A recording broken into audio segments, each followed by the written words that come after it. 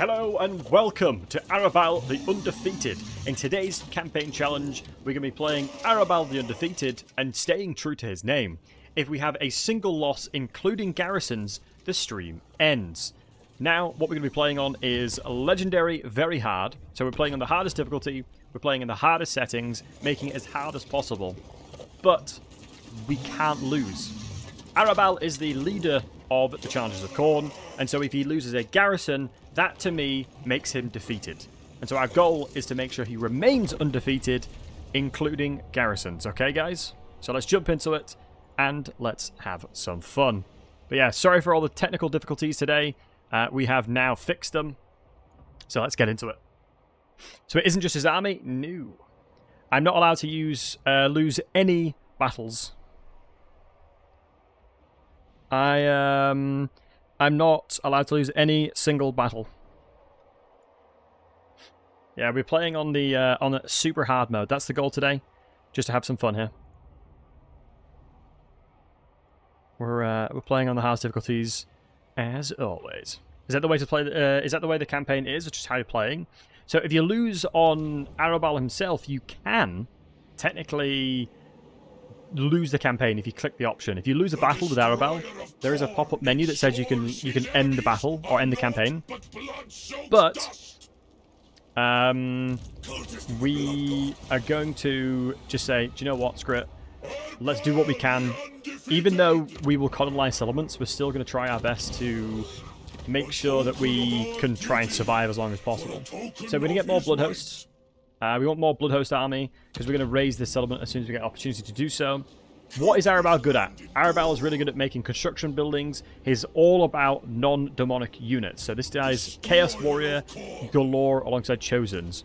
He gives a ton of buffs towards the likes of his mortal units and Chaos Knights and Skull Takers. So we're going to be wanting to recruit these guys as soon as possible and to the later stages of the game. We'll have like a hammer and anvil situation, and that's what our overall goal is. We equally will need to be very careful with how we position our armies, because one garrison loss and we lose. So if you go into statistics and you go all the way down to battles and losses, if I have a single loss here, the campaign in my eyes is over. So with that in mind, let's put in the Sven into our army and move towards our first enemy, which is the ogres here. Our main goal is to do everything we can to fix his economy situation in the early game, because without many settlements we'll struggle. And someone asked me in the last couple of minutes if I'm allowed to sell the settlements. I'm going to say no, to make it even more difficult. Yes, there's going to be really annoying cheese that probably happens by the AI, and it's only in the last resort. So I may allow myself maybe 1 or 2 times I can sell a settlement. If I colonize a settlement and it's just a really unlucky situation, we'll see how we play it out. But overall, I'm not allowed to do any silliness with that. I think what my goal in the campaign is at the moment in my head that I'm thinking out and planning out. Archaon is to the north, so I'm going to try and become friends with him. To the south is where I'll start dominating, and if I can maintain the province that I have, I should be able to start printing out a little bit of money to make sure that I can snowball in the campaign. And Edward, I believe so, matey. Thank you for asking. Everything should be sorted now. What we'll do is we'll get Doggos on the left side. Hey, Raintime. Doggos on the left side. And Skull Crushers on the side. Always want to make sure you do this. And then we'll move around. And then start flanking around. Hey, Caretaker. So you're doing anything losses even if Arrow gives battle? Exactly that, Caretaker. Exactly that, buddy. Any and every battle counts. So, you know, it's one of those things where if something happens, right? If a company loses loads of their shareholder value, who do they blame? The CEO, right? Arbaal is the CEO of this faction. He should maintain the responsibility if they lose a battle. But let me know what campaigns you guys are playing. I'd love to know. But I hope you guys are doing well. Right. Here we go. Let's move in. Once we get my halberd units in there, the ogres will perish exceptionally easily. I'm just going to try and get my other units in position so I can flank around, because things like ogre bulls will absolutely destroy fleshhounds, so I can't really send them in there.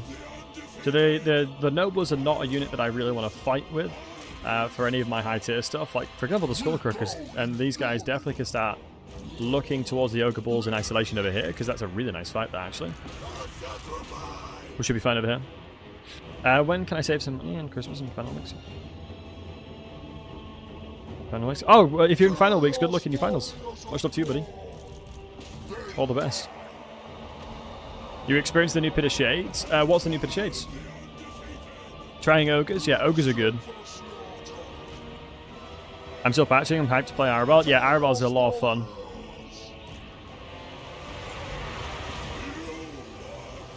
Wow, look at this. The Blood Shrine got absolutely dominated. Sort of to be expected. But I'm surprised how long the Ogre Balls lasted in that fight for. Hats off to them. Let's countercharge the Tusks, as that should be a free fight. I think Fury the Blood God, if I'm not mistaken, does not friendly fire. Put that to the test. Yeah, I don't think it friendly fires, despite it not calling that out. I don't believe it friendly fires ATM. Pull the halberds back. The halberds will actually be way more effective than Arbaal will in the early game anyway. Are aspiring champions available to the new Khorne Legendary Lord, and do they benefit from the Khorne buffs? Always like that unit. Yeah, Legendary Lord, the aspiring champions are absolutely awesome, just in general. We'll check the tech tree to see if it is a mortal unit that realistically we should be using. It's a good question. We'll get one of the dogs chasing him that as well. It casts on target. Oh, really? Interesting. I didn't know that. I haven't played it in a while. I haven't used much shadow magic in a bit. I'll have to give it a go. And as part of being an Englishman, very stereotypically, I'm going to drink a cup of tea. Ah, good old dirty leaves and water. You've not got the DLC yet? Oh yeah, no, fully understand that one. So let's get the Lord killed, because we want the experience. And chase out whatever else we can, as we're all about max experience here. I believe if I don't chase them here, I won't get level 2. Hold on, this lad's bloody zooming away. God, ogres are quick, eh? More thing, cavalry. Beautiful. So, I should see that we will level up on the cultists as well, I believe. Playing Scarstic at the moment. I love Scarstic. Scarstic feels awesome. Scarstic feels really, really good at the moment. Especially with all the squiggies. Is he undefeated or isn't he? Question is now, Mixer. Indeed. Quite the conundrum. Not playing Total War at the moment, right time? Are you playing Path of Exile? Path of Exile seems to be the drug that's getting everybody. The Mangler Squigs FLC? No, the Mangler Squigs are DLC. And arguably the best unit in the DLC. Don't know what faction I'll do, probably Ogre. Yeah, Mr. Maneater is very strong. Jumping around the world, making a bazillion monies and food. We'll take Skulls, because I think the only bottleneck I'll really have in this campaign is going to be Skulls. But interesting, the cultists still didn't level up. We'll go Dominating Presence, and then after this win we'll take Route Marcher to make sure that we can reach... Because if the sequencing happens like it usually does, the Ogre inside of here will move towards the Tribes of Slaughter. I gotta be very careful with it. PoE's so good. Yeah, I really need to try it out. Playing Baldur's Gate 3? Oh, rain time. I'm playing Baldur's Gate 3 with Lionheart and Haxo and Dark tomorrow. I'm looking forward to it. Closing in 400 hours. What's your favourite build in Baldur's Gate? Mine was always the throwing one. You don't auto-resolve? I very rarely auto-resolve in challenge runs, Mixer. Mainly because I just don't trust the auto-resolve. As someone that has done many no-loss campaigns in my time, 9 times out of 10 when I auto-resolve and I get attacked randomly is normally when I lose campaigns. That is generally speaking when I lose campaigns. And it's a really good habit to get into when it comes to fighting as much as you can to maintain as many resources as possible, right? It's sort of like the similar philosophy to money, you know, counting your pennies and the pounds will look after themselves kind of thing. If I'm able to ensure that my army is at full potency and full force at all times, I can be confident knowing that I can take on most armies.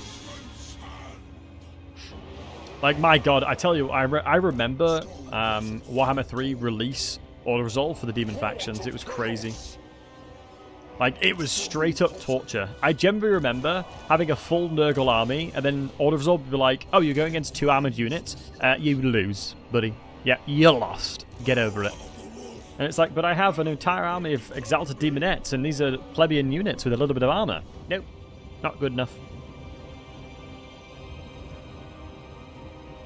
Manlords for the last 4 months. Man, Manlords is such a good game. I need to go back to it. I enjoyed my challenge runs. I enjoyed doing the challenge runs on Manlords. Like the one where we had like limited food and satisfaction, that was tough. It was good fun though. Okay. What I'll do then is I'll take advantage of the fact that these guys are charging us. And then flank around, halberd unit over, ASAP. Here we are, beautiful. You can't go in, you'll get crushed otherwise. So this is a classic case of just abusing the AIs for doing something silly. Because they're not utilising the entirety of their force. So I should, in theory, be able to kill stuff very fast. Yeah, you can see the ogre balls are already taking a ton of damage. Right, I'm going to fight in isolation then. If they're giving me isolation like this, I'll take it. Like, sure. Absolutely sure. It's all about knowing when to put pressure on the AI for sure. Because, I mean, we've got Skull Crushers, which are so unbelievably good at killing ogres early game.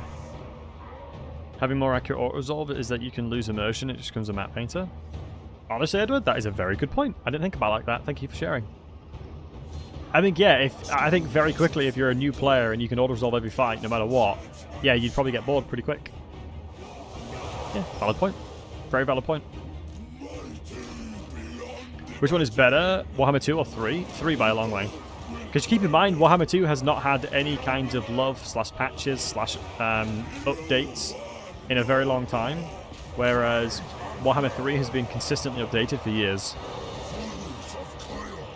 But from a DLC perspective, I still think Warhammer 3. Immortal Empires is just a whole different kettle of fish. Immortal Empires truly be a whole different kettle of fish. And they've done a very good job with it. Yeah, Warhammer 3 is effectively all of them together. Because you've got to keep in mind, each Warhammer Total War game, it basically bumps it up. So if it's Warhammer 2, if it's Warhammer 1, Warhammer 2 has all Warhammer 1 in it. If it's Warhammer 3, Warhammer 1, 2, and 3 is all inside of 3.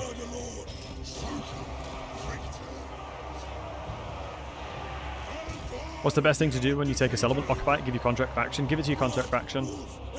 You really don't want settlements as Gorbad.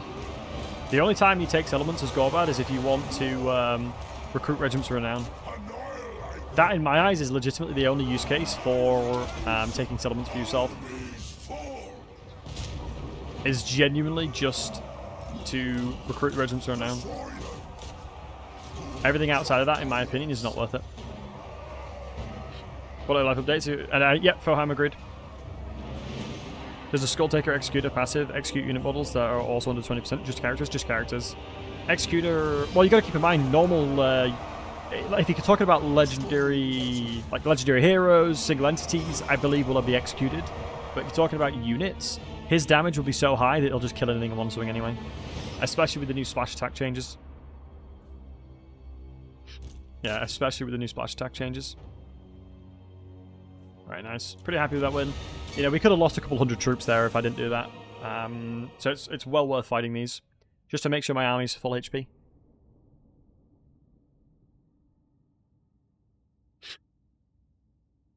No worries, dude. Andrek, Drez, Zev. No, I'm not going to be selling settlements, no. I'm going to be keeping as many as I can and playing as smart as I can to avoid selling them.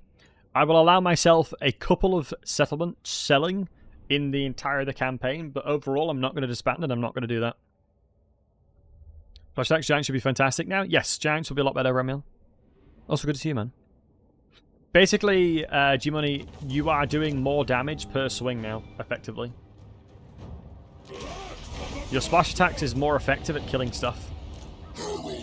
Oh my god, that is an army and a half. Like Age of Wonders. Age of Wonders is such a good game. Let's recruit normal Chaos Warriors. We'll get the Halberds next turn. Go straight into Bloodsoaked Champion. Seeing you in Certec struggle. Well, I'm English and dyslexic, so yeah, I very much struggle to pronounce things that is not very simple. And English. Because I will read things very English-like, because I'm English, right? We're going to go into Giant Slayer to give Halberd units anti-infantry as well. Alongside getting some armor, it's going to be nice. I'm going to go around and see who I can yoink money off of. Looks like we already have a non-aggression. Oh, this is perfect. Archeon likes us already. That is perfect. Archeon already likes us, so that'll be an easy alliance to defend the north. King of the North! It's the King of the North. Hey, Joachim. Good to see you, handsome. Eating some sweet chili chips. Nice. Sounds good. Grease is better in melee? No, he's still pretty garbage, Crimson. Thanks for the follow as well. Yeah, still pretty trash. Grease has always been bad in melee. Have I been? I've been good, man. I've been off work for a week and a half for the DLC stuff, and I'm really excited to release the video that I'm planning. That said, yeah, Creative Assembly has sponsored the video as well, which is really kind of them. You know, CA definitely doing a lot of really cool stuff I'm very happy about. So they didn't give Greases another mount. I just don't think they can. Because keep in mind, they have to follow lore, right? They have to follow what Games Workshop tells them to follow, right? They're not allowed to go too far away from lore, I guess. So yeah. That's why. Right. Let us walk over here. Let's take the camp out. Press backspace to make sure my entire army's moving over. I'm curious to see how the camp looks, actually, more than anything. Have they changed the way camps work at all? Because normally you can cheese them and, like, capture everything. Let's just have a look at the camp.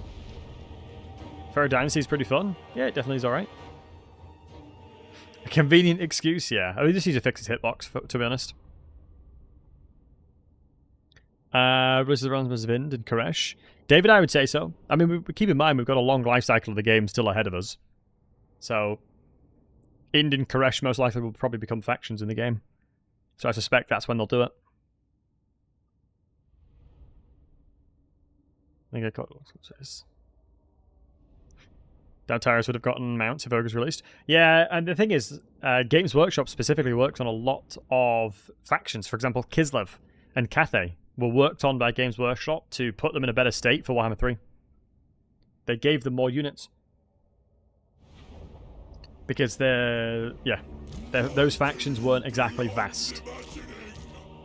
There wasn't an awful lot to it. Before Warhammer 3.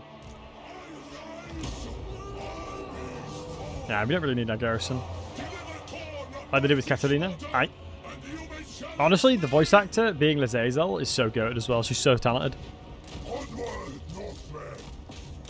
Incredibly talented voice actor. Yeah, that's kind of a weird question, but does the addition of these evil factions change the late game map at all? Prior to the patch, it felt heavily auto-tied one most of the time for the AI. Really good question. I would argue, due to the positionings of the factions, probably not.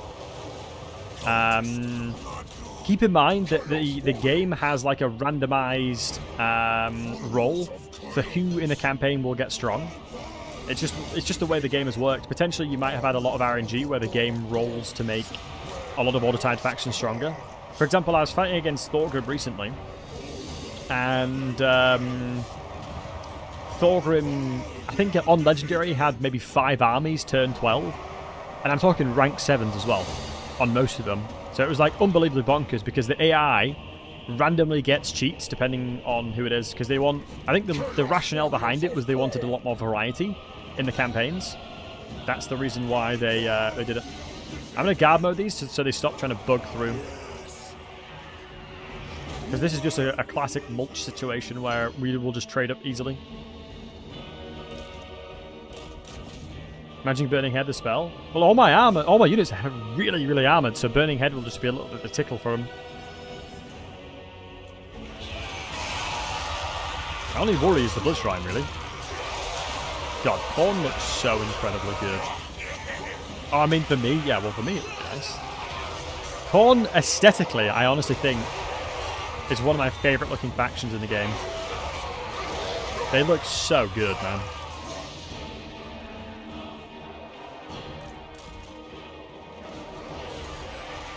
They look so good.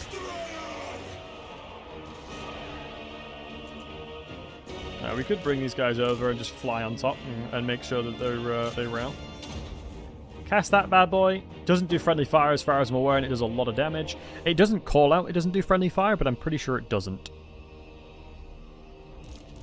So what's the best thing to do with the Furies is fly right on top, like this, because if you didn't know, they don't have collision.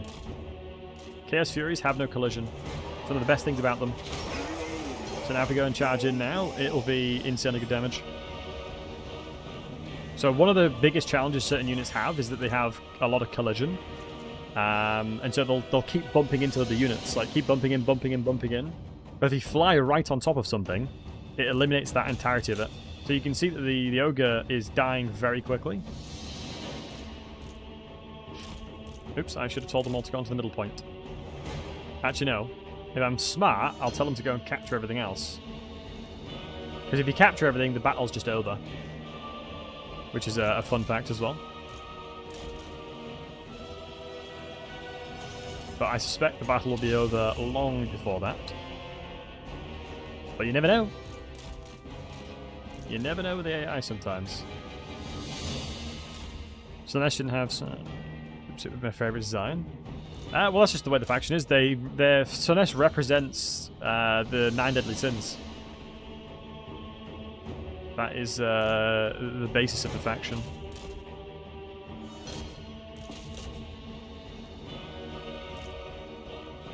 Right. Yeah, I was going to say, I can't envision this battle will last too much longer. The Skull Crushers did come in clutch. Definitely favourite demon design. Well, the thing is, that's what he looks like. That Azazel that we see in game is his actual true form. What other people see of Azazel is his, like, seducer form, where he basically turns himself into whatever your heart desires the most. Yeah, he's pretty messed up. He is pretty messed up. But that's, yeah, I guess that's Slaanesh trying to lure you in a nutshell, right? They will ever get the factions, but we really need the zones. The rest of the map is already full. Yeah, we obviously have the Amazonian area that's not really been explored or done too much. Hey, Zonik. Yeah, we haven't really explored too much on that side either. Alright, let me walk over. We did make enough money. Yeah, we've hardly lost anybody. So 1 turn of recruitment. Bada bing, bada boom. Can we afford triple halberds? We cannot. I shouldn't have recruited normal Chaos Warriors then. I can't really justify attacking these guys. Just trying Chaos factions myself. Oh, nice Shadowheart. That seems... Aren't you supposed to be... what's Shadowheart follow? I can't remember what... No, it's not a loon or something like that. It's wow. Yeah, no, welcome in. I don't know if you're based off of Baldur's Gate 3. No, I know it's in Baldur's Gate 3, but I can't remember what she follows. Right, I don't think there's anybody I can make money off of here, unfortunately. Maybe declaring war on Bloody Swords. Shah, that's the one. Thank you, Bob. Right, but it's another halberd. I'm gonna go Rat Marcher, actually, the more I think about it. You will show true carnage. Next up, we'll take Kadag Dum and raise it. What's the skull for the Skull Throne? Capture and occupy the following settlement. Pillar of Skulls. So it's actually asking us to occupy that one when I don't want to occupy it. I think naturally the game wants me to colonize that one. So we'll see. My sound is fixed, Newton boy. It is indeed, my friend. Much love to you, bud. So yeah, as we know, we get really, really powerful once Eye of Corden comes in, because it's execute stuff, which is awesome. And we want to make sure all my mortal units are as strong as possible. We're going to buff them all up. Deathbringer. Wow, I think I do get insanely... Wow. Intensity increases. Perfect vigor. Loads of damage. We've got to get him level 15 ASAP. We need to get Arbaal level 15 as soon as possible. Did Scrab always have this meat mechanic? Path of the Butcher? Probably not, OPG. I think Scrag's definitely had a lot of love. They've made all the ogres a lot better now, which is nice to see. All the other ogres now are feeling a lot better.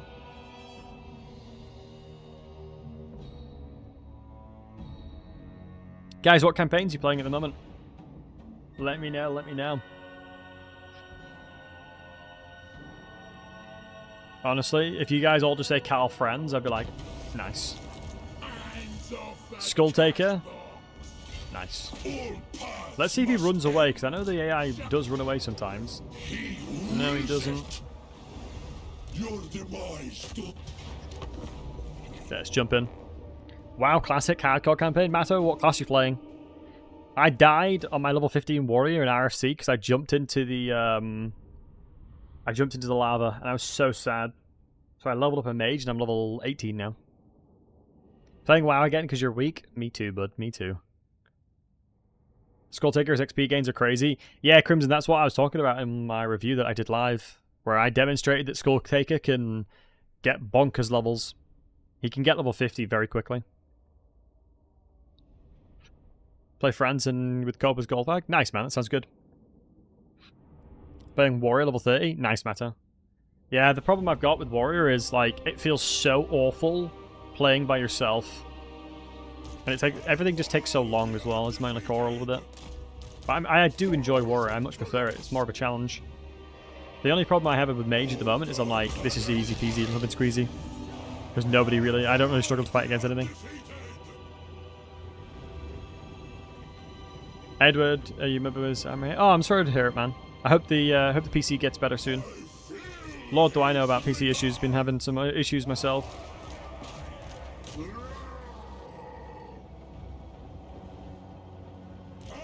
Let's jump in.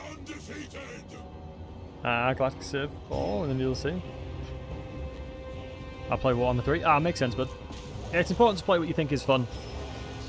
It's always important to play what you guys think is fun.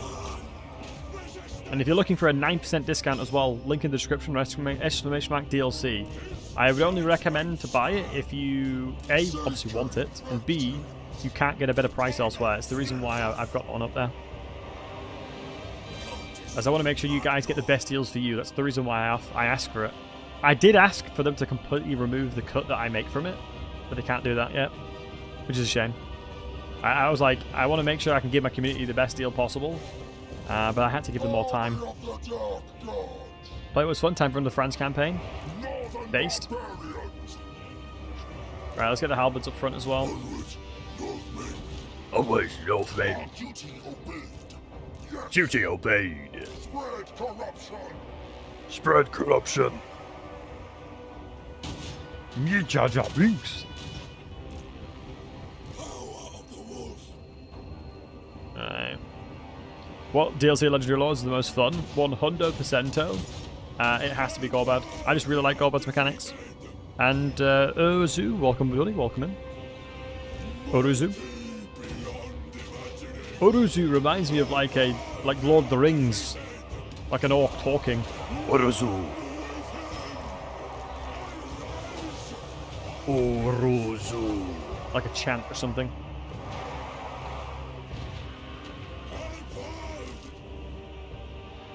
Let's jump over here. Yeah, thanks for follow as well. See, removing Wallbreaker and not adding in siege equipment for ogres seems to be an oversight. No, you get... Is it because you don't have siege attacker? Is that why? I know they took siege attacker off of the units, but keep in mind they provided siege attacker for a lot of the other units that in the roster that make sense, like lead belchers. I know they took it from ogre bulls, but I believe the higher tier infantry was given siege attacker. but I know that they took away some of it. So what legendary lord you have using right now? Arbaal, the free LC one. Playing Arbaal. We're playing Arbaal the Undefeated, and we're trying to be quite literally undefeated. If I lose any battle, I have to restart the campaign. But no, I'm a big fan of Arbaal. I suspect that I will be able to easily eat these ogre balls.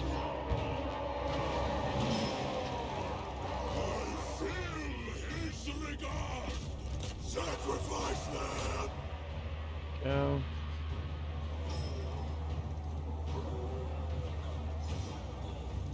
Tested in Mr. Demonetization. Nice.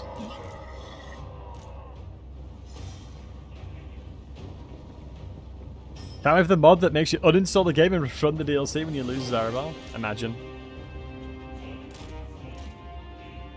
I think having something really silly like that would be so funny. Because keep in mind, right? When it comes to Greasus having 400 speed... Right, guys, do me a favor. Type 1 in the chat if you thought it was really funny Greasus having 400 speed. I truly believe that CA should, like, keep doing silly campaigns like that. Like, 100%, I feel like they should keep doing dumb things like that, because it's actually so fun.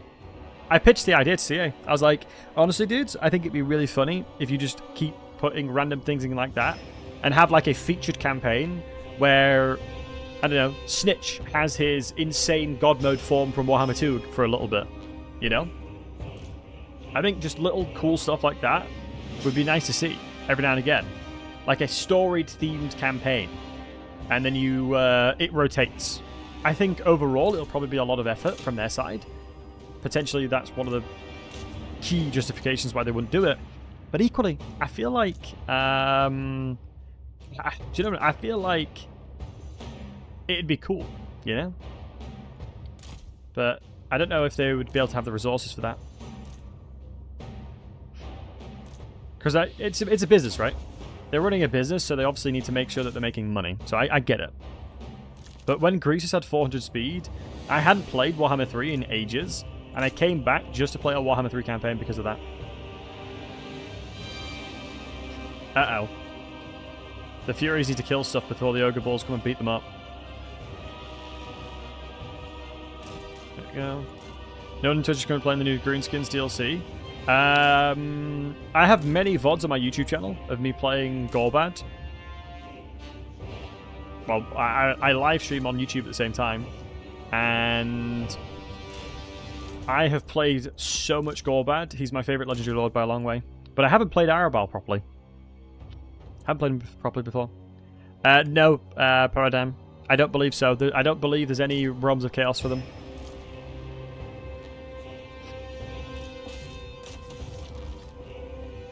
Can you accumulate different codes? It'd be cool if you could.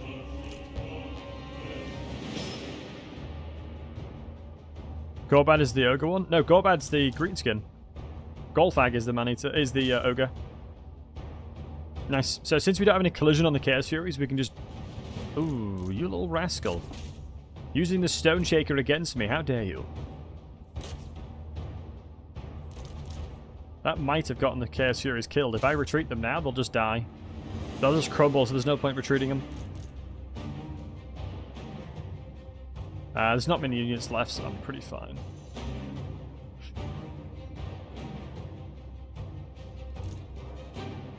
Trying to bait me to say the name? Maybe. Honestly, if I get demonetized for saying Golfag Man-Eater, it is what it is. I think some people actually have been demonetized, which is funny. Not funny at all in the slightest, but funny that YouTube would consider that demonetization worthy. Not funny for the creators, though.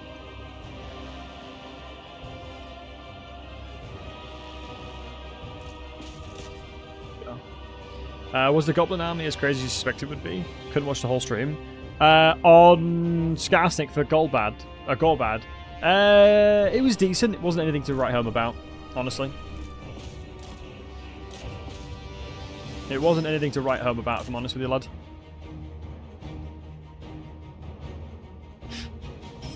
Sorry, variable in one area. That's it. Come on, Arbaal, beat him up.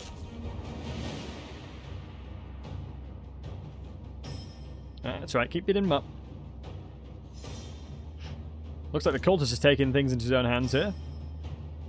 That's time loss bonus for sure. Yeah, I was going to say, like, anytime you get a lord as low as that, expect time loss bonus to kick in for show. Since the lads are absolutely beefy, honestly, I think the halberds alone would probably kill the general. But nice. Another good chunk of cash. We're going to raise this one as well. And hope that we colonize them eventually. I think you play our custom battles in Immortal Empires. Yeah, that's fair. Yeah, that's probably the reason why they do it. Like, my understanding is that very few people actually play Realms of Chaos for the most part.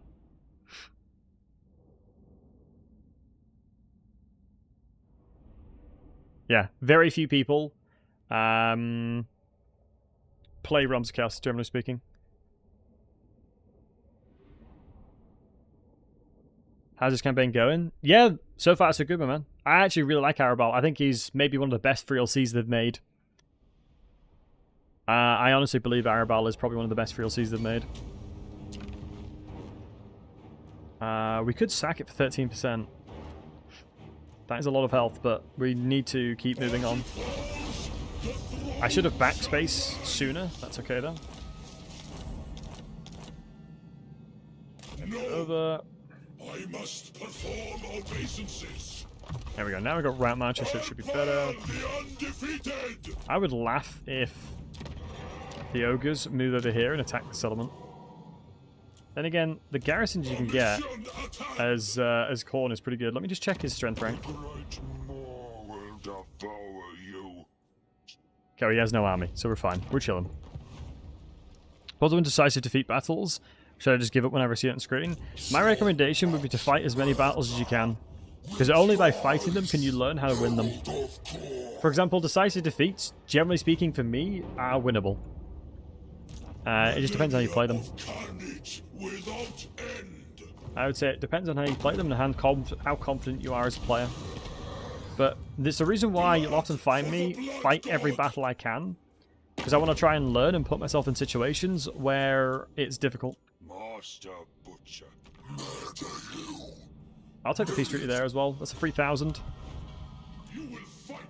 That is a 3,000. I'll take that. Other than forest goblins, can Goblin actually make an armed competition work, or is it only squigs? Squigs, trolls, savage orcs, goblins, orcs, black orcs, trolls, giants. Yeah, he can make anything work. He can make anything work. Have to work on that as soon as he decides to fit. I give up. Well, you'll never give yourself. You are denying yourself the opportunity to learn now. If you think about it, right? You're denying yourself the opportunity.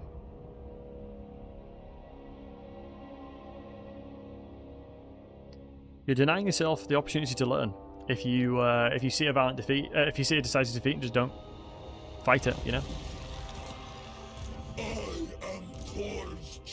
It's a shame I can't attack this, but it is what it is.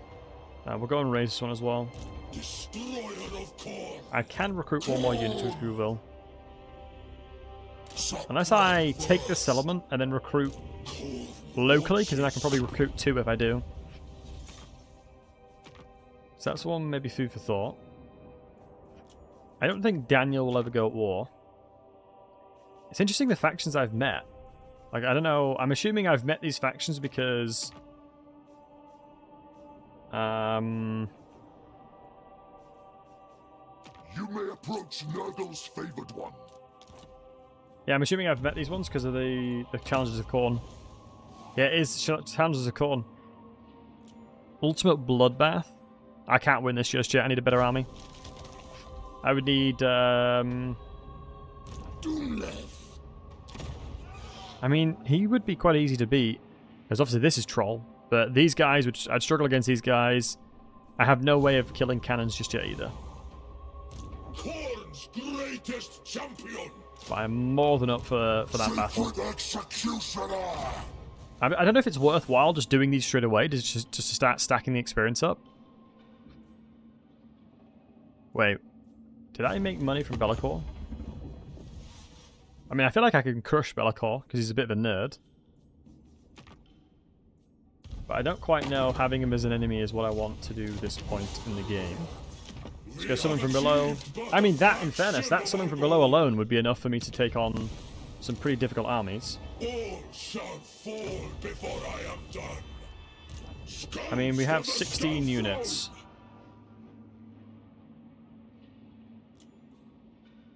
Yeah, it's only 2,000. I feel like it's actively telling me to go beat things up, basically. Because if I go over here, I can teleport home as well, can't I? I think the only problem is if I fight someone like that, I have to finish my dinner. Oh, wow. Lisbon Razors. A bunch of temple guards. Dude, this is a very strong army. What about this one? This one's super easy to beat. That one right there should be easy to beat, because I've got a really nice combination of army for that. We'll get there. Sometimes decisive defeat can be very easy manual battle. Yep, agreed. I would agree. If in doubt, blob it out. Absolutely. Normally the game is very easy if you can split up all the damage taken to your units and spread it accordingly. Like a lot of the time what you'll see is if you spread your units out wide, you can, well, spread your units out together.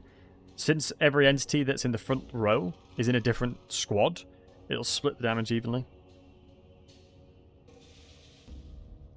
Scoring campaign, you just keep negative or low upkeep. Yeah, you basically always... You're like a fighting faction, is what Khorne is. Khorne is all about fighting as much as possible. Your armies cost an awful lot, but you'll get to a certain point where you make a ton of money. You will get to a point where you make a load of money.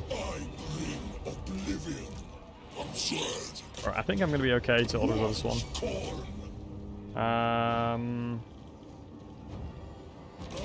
It's unique. It's interesting in that Arbaal doesn't necessarily need the Bloodhost armies. Right, the question is, where do I go next? Where do I think it makes the most sense to go next? I need to make sure my strength rank is as high as possible. Otherwise, people will be more inclined to fight me, which I don't want. For the blood god. I think I go down south. For the blood god.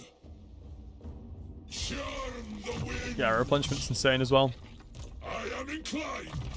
Yeah, because we got a lord with replenishment troops. God's chosen.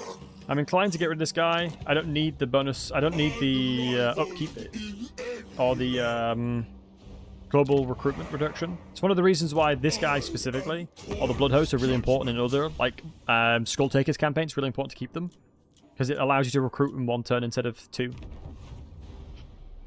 I'm trying to spend as much as I can so I can start unlocking the next tiers. But my goal here now is just to murder whatever I can.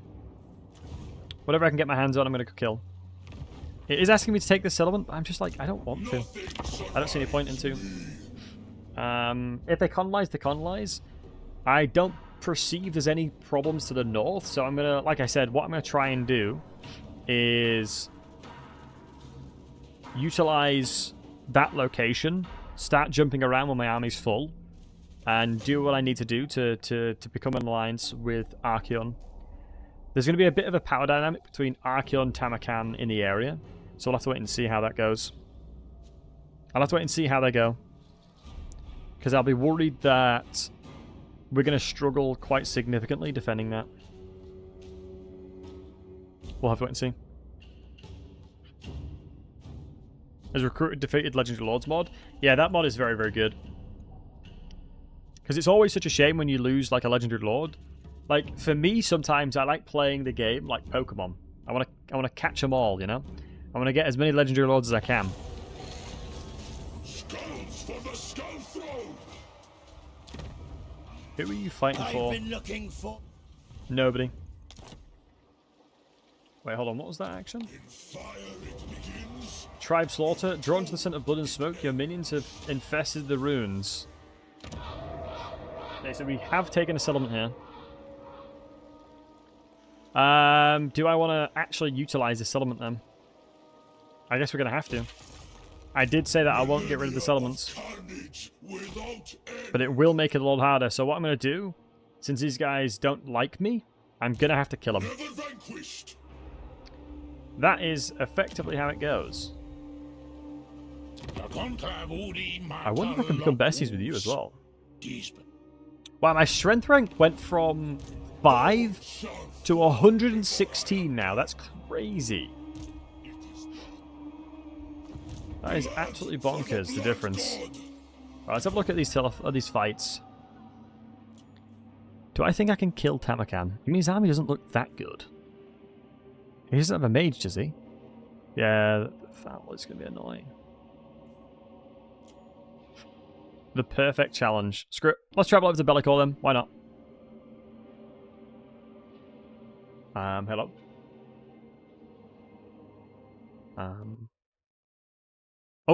Guys, my game just crashed. Okay.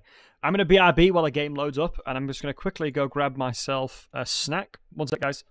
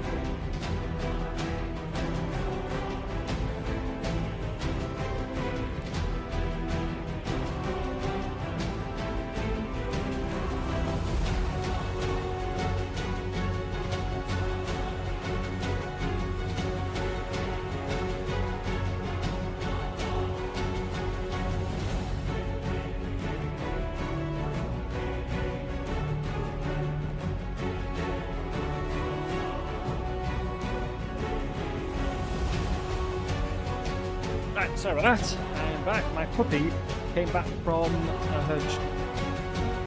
Right, sorry about that. I am back. My pupper is back. Does that count as being defeated? I would say no. If my game crashes, my game crashes. There's not much I can do about that. That would just be an unfortunate tale.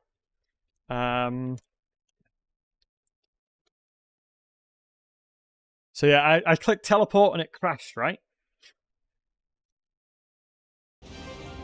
So good to know. If you click teleport, it may crash your game. So maybe I might have to raise a bug report for that. Yeah. Pressing the teleport button doesn't like.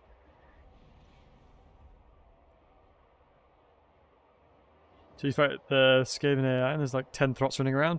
Yeah, that doesn't sound fun. There's just a crash dump in the files. I can probably check. Alright. Hey, Mr. A-Star, how are you doing, buddy?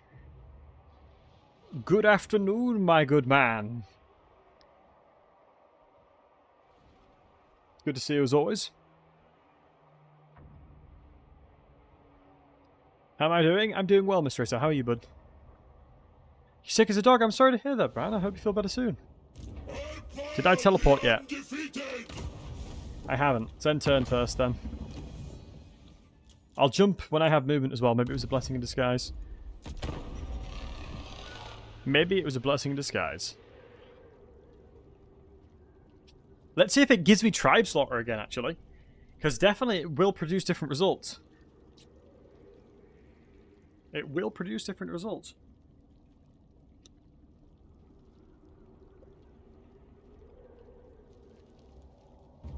Let's have a look, shall we? I wonder, because that would make me feel like it would be relatively structured then. Or, what's the word, sorry? It'd be defined already before the end turn happens, which I doubt. Yeah, I didn't get it. Okay.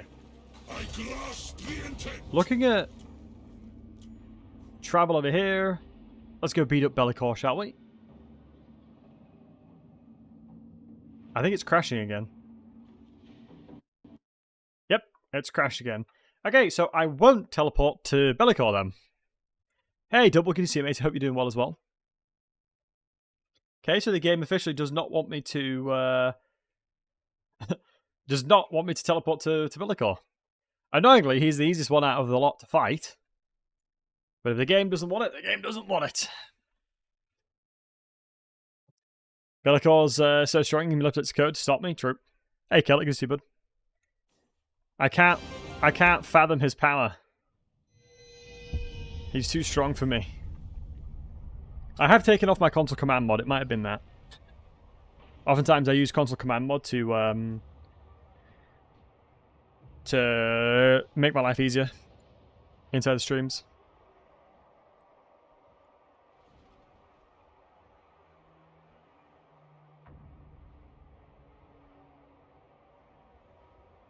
Okay, Mons Chief wants some 7TV amounts. Let's give him that real quick as well. It'd be cool if YouTube had 7TV.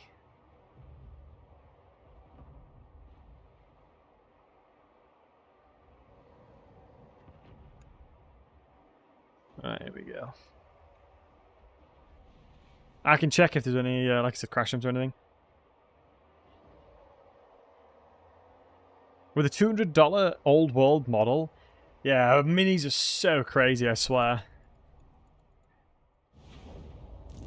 Right, so I'm going to avoid jumping. Gain access to regen or mortis engine. I suspect strength of flesh is still accessible for Arbaal.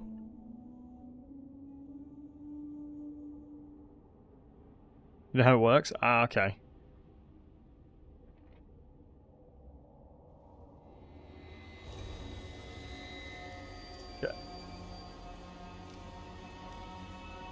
Let me see. Because Esther, do you prefer watching on YouTube?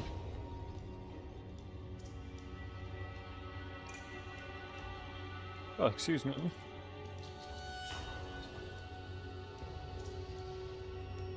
Right, so we've got 249 factions. That means 41 have died, or 31 have died. Interesting. I've just realised you can colonize settlements as corn, even if you've raised them. Right, where can I actually go then?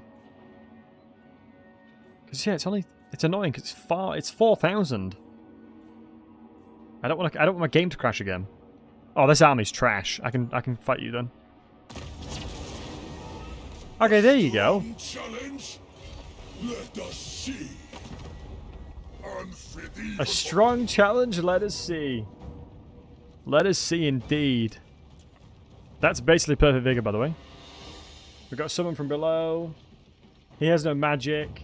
His army's pretty trash. God, it's like... It's pretty cool.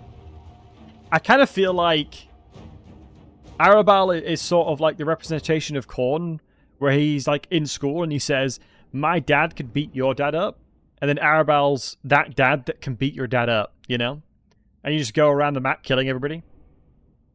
I'm getting real vibes like that from Arbaal. Also, I bought something today to clean my PC and stuff. This thing is insane. Like, it's so powerful. It's super cool. Like, it really cleaned my computer out. For our AI Arbaal to teleport and ambush you, yeah. Also, say hello to the pupper. It's like, do you know compressed air double? It's that, but electronic. So you don't need to keep buying compressed air. She's just been to work and she's gotten back. And by work, she goes to doggy daycare.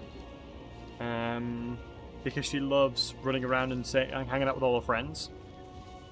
So we always keep sending her back. She got a mullet. She's always had a mullet. She's always had this. This has always been what she's had. Just because we've always liked it on her. Yeah, really. We've always liked the way it looked. And it's just the way her hair grows. It's legit just the way her hair grows, so we're just like sort of accepting it. It's awesome. Yeah, I love it as well. Alright, let's do this. Dogs can definitely crush bloodletters. I'm going to take this left side of the battle, the right hand side of the battle, as it'll allow me to have a lot of room for my flanking units. Because it is quite literally a funneled map, right? This is... we have to fight each other.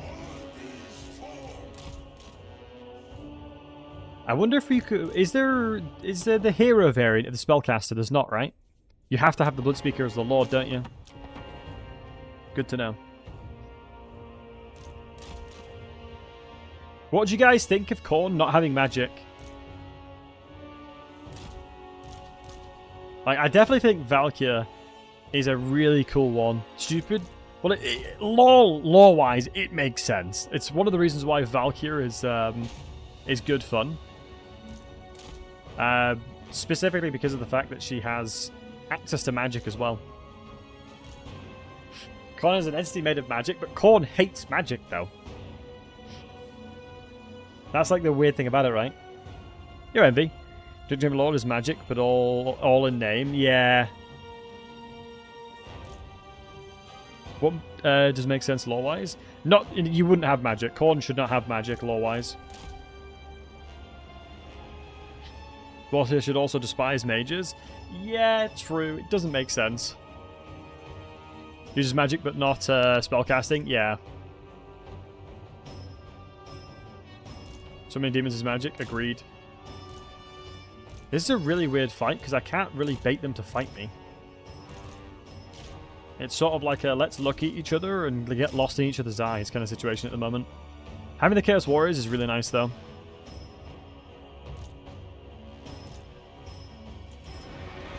Wait, if these Chaos Heroes are going into Chaos Warriors with 120 armor, that is impressive. Okay, you can take the front line. Go into you, go into you, go into you.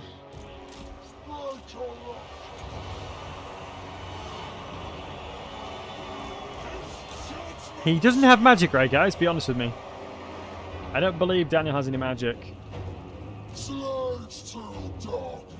I feel like I can just kind of weave in and out here.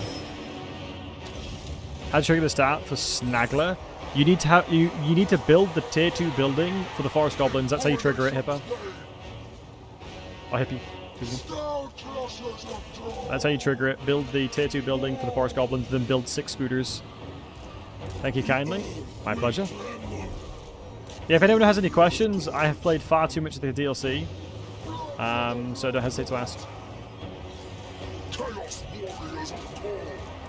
None will turn me aside.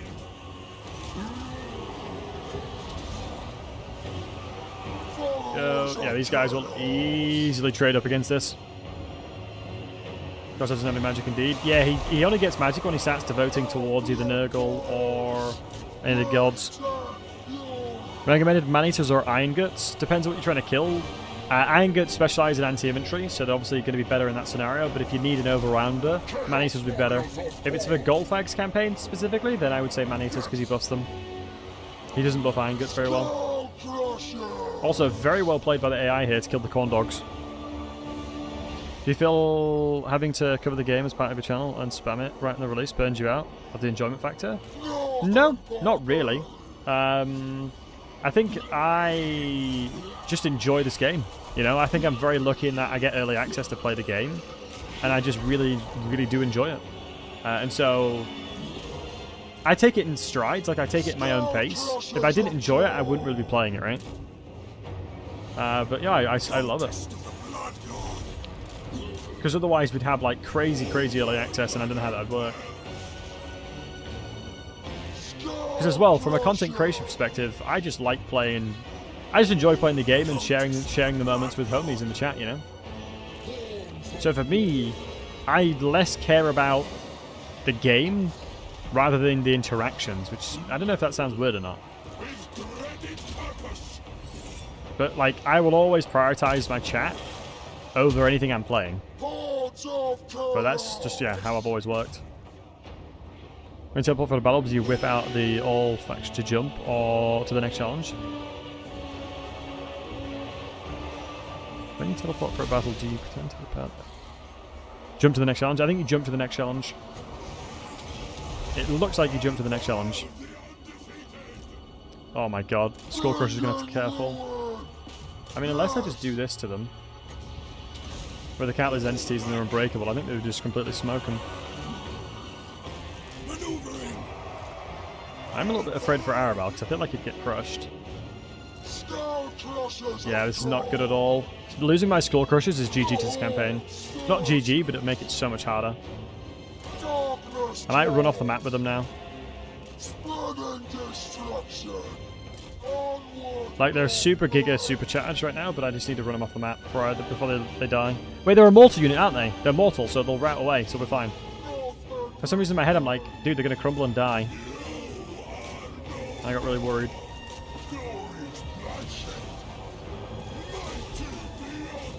Alright, let's get Arbaal back.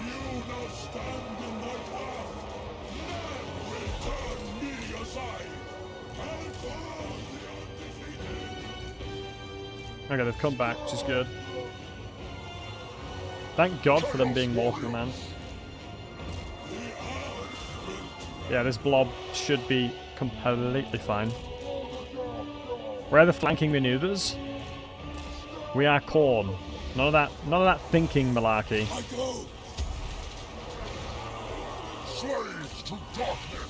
Oh my god, Daniel is kicking some butt right now.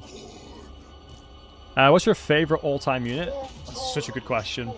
I love Quarrelers. I don't know why. I think Quarrelers have always just been like such a consistently goated unit. I just love the way that they play, the way that they feel. But Thunderbarge is a super cool unit. If I was to have to characterize my favorite of all time, blunderbusses, maybe. Maybe blunderbuss. The Warhammer episode on Amazon. Wait, hold on. Has Henry Cavill released Warhammer 40k series now? I thought it was still in work. I thought it was still in production.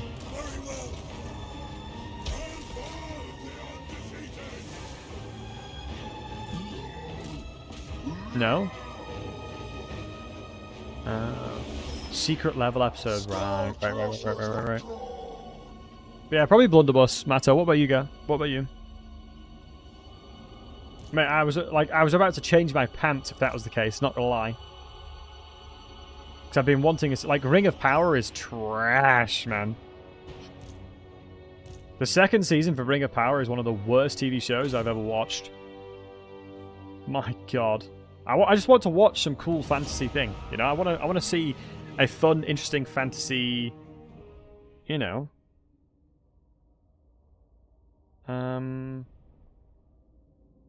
Thing to play, but thing to watch, but it's not good. Giga Chad, Dwarf Warrior is the best. Well, with Grombrindle, you can make him Giga Chadded. Mini Gotcha and Felix show? True, we do. Ring of Power Season 1 wasn't terrible, but yeah. It's a continuation of Space Marine 2, which is awesome. That is awesome! So, secret level. Let me take a note. I'm going to take a note and watch that then. Any other recommendations for TV, boys? Spits on Tolkien's work? Agreed. Tolkien grandfathered Warhammer fantasy in general. We wouldn't really have Lord of the Rings, Warhammer 40k and Warhammer Fantasy as we know it now without it. Again, I'm pretty confident in saying that too. Nice, we got a fat chunk of change. Witness me firsthand. I think I need to go maybe a few more of these bad boys. Nice. So I got 12 now, so I can lick my wounds maybe one turn, then go beat up Bellycore. Hopefully it doesn't crash. Let me save it so it doesn't crash. I'm going to have that. I'd rather have that than 40k. Really?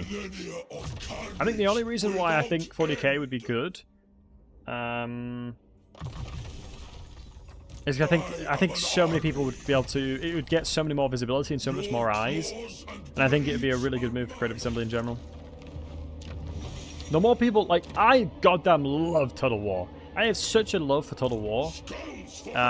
You know, it's kind of lame how much I love Total War. And I feel like if that was... If, like, more people realized what it was, I think 40k could be the bridge for that.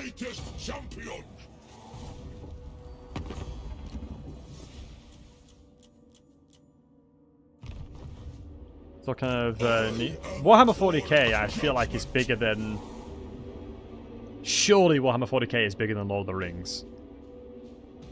Surely? A Dream Total War with Star Wars? There was rumors that a Total War Star Wars were being made. Not even close? Wait, really?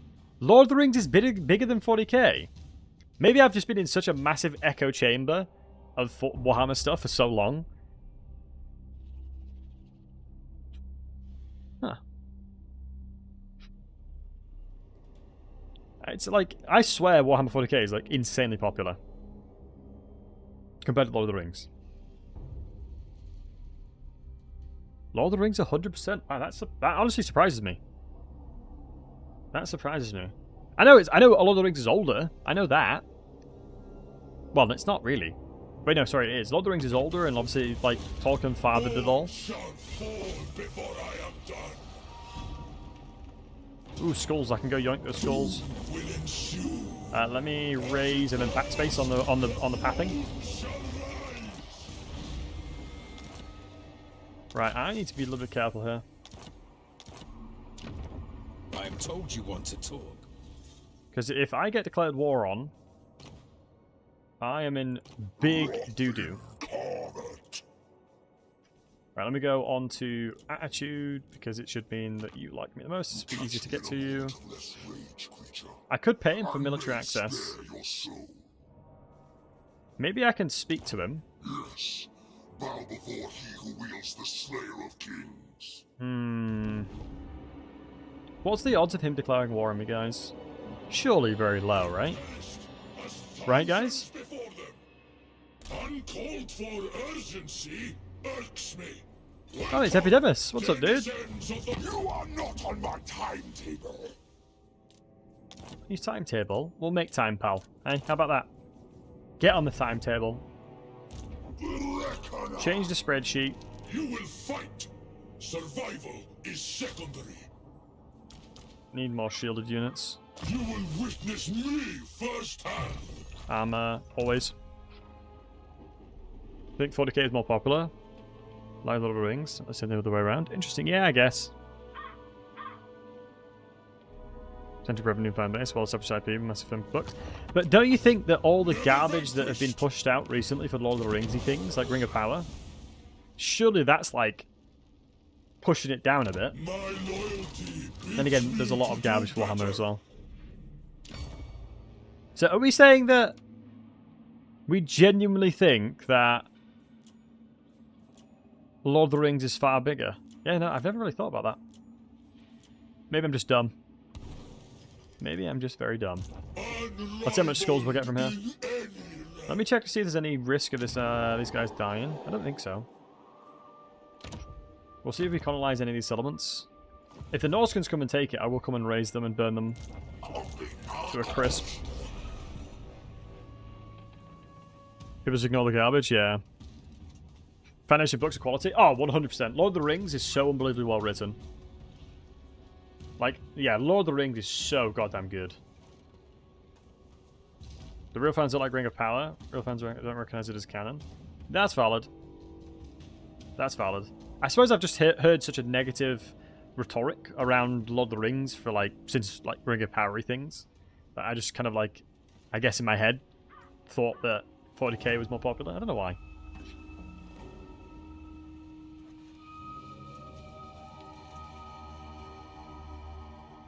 Ring of Power because they don't have the rights to adapt most of the content. I swear, like, they were given opportunities to have the dude that directed the Lord of the Rings movies and everything involved, and they said no. Millennia of carnage without end. How many skulls? 161, I'll take that. I will outlast all What army have you got, pal? A garbage army. oil of corn. Decisive low. I don't trust the road resolve. So the Lord of the Rings fans that are just active online. Yeah, that's valid. Yeah, I guess one thing I will say is if I went to my mum and said to her and talked about Warhammer 40k, she'd be like, "What the hell are you yapping on about?" But if I talked about Lord of the Rings, she'd know it. She would know it. Yeah. Yeah, you guys are right. I am always up for changing my mind. I will always change my mind when I think I'm wrong. And I appreciate you guys sharing your thoughts.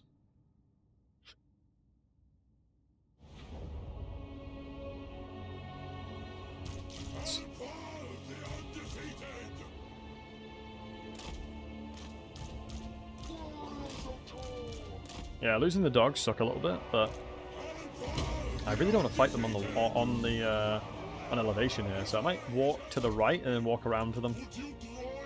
I think that's probably the smartest thing for me to do because they're going to shift towards this side, I believe. If I can take elevation over here, I can fight them on more even terrain, which would be good.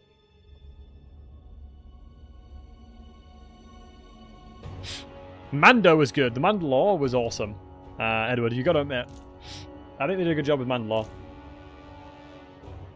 Honestly, when my partner and I was watching Mandalore, if she felt like anything bad was going to happen to Baby Grogu, she would stop watching. She would legit just not watch. Like, Grogu took the world for storm, I tell you that for free. Like, if the slightest thing would happen, like he's hungry or anything, just something as small as he's hungry, she's like, nope, not watching it anymore. Can't watch this now. I've watched Shogun. Shogun's good, but I've not watched The Penguin. God, Mortal Units is so goddamn slow. I love them, but my god, these boys don't know how to move. They look sick, though. The hordes of corn are coming. The halberds look so sick at the back. Yeah, look, like I said, they're reforming properly, so I have... I'll be attacking them in a much better way.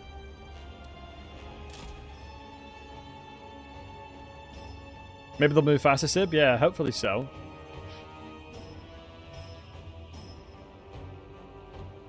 But now, because if I was fighting upwards, it would give my units a really difficult time. They would struggle massively. So, first row, shielded Chaos Warriors. Second row, halberds to support. Third row is the Skull Takers, Full Hammer, and Anvil.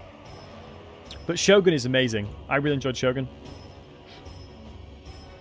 Focus on mortals. Yeah, Arbaal is all about the mortals.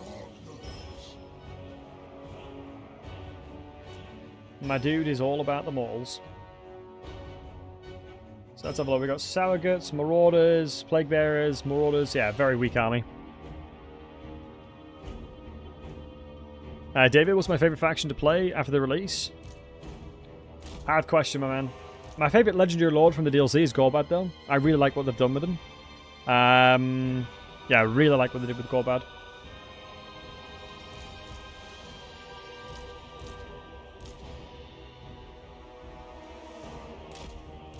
Having such a diverse roster he's allowed to recruit makes it very interesting.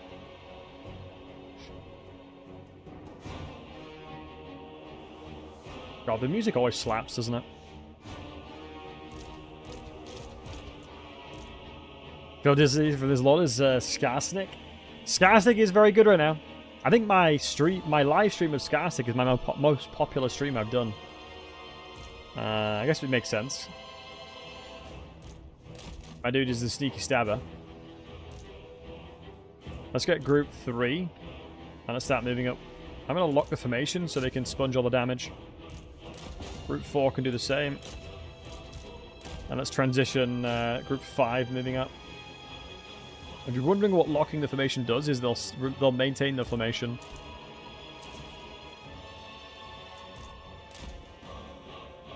Chaos Furies attacking anything will just lose, I'm pretty sure.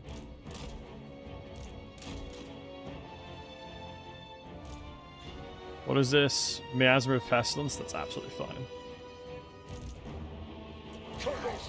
Just go beat anything up we can. Spells are useless against me, Potter. One thing you can do that's really cool, on that summon, once they come in, as long as I'm selecting another unit, I can tell them to attack straight away. Like so. So they'll attack faster. Or just ignore me completely. Love that. Normally that works. Murder for corn! For the cornflakes!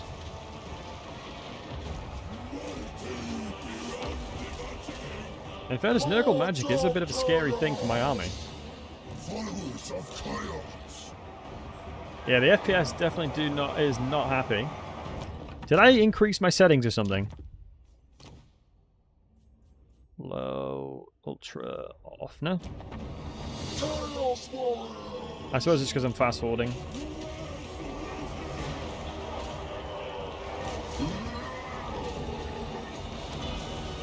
Let's buff those guys up over there. Aren't chorfs in tabletop were so expensive? I remember trying to get a chorf army and it was like £2,000 or something ridiculous. It was crazy expensive. Any collabs in the works? Hopefully so, yeah. Hopefully so. I would love to do another head-to-head against Anticity and give Anticity a chance to win. I think it'd be fun to play against him again. Human Boy, yes, I'd love to play against. I was really tempted to play in the tournament that Turin's doing today, but... You know, he said no professionals allowed, so... It is what it is. Come on, lads. Stop the sour guts. I'm going to keep clicking until you do what I tell you.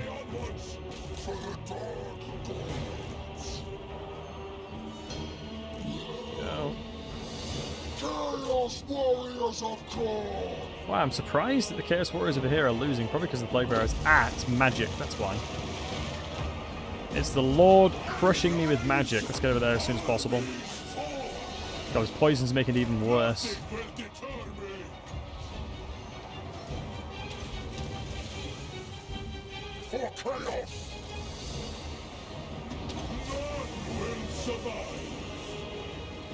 Go. God, can anyone give me like a burning head here? That spell would be nutritious and delicious. I remember 4 Dwarf Stream. How's that one? It was massive. 4 Dwarf Stream? Which one's that, buddy? Sorry, I can't even remember. I know I did with Okoii and Shoutout. I went against him when I played Dwarves. I'm not sure if that's what you mean.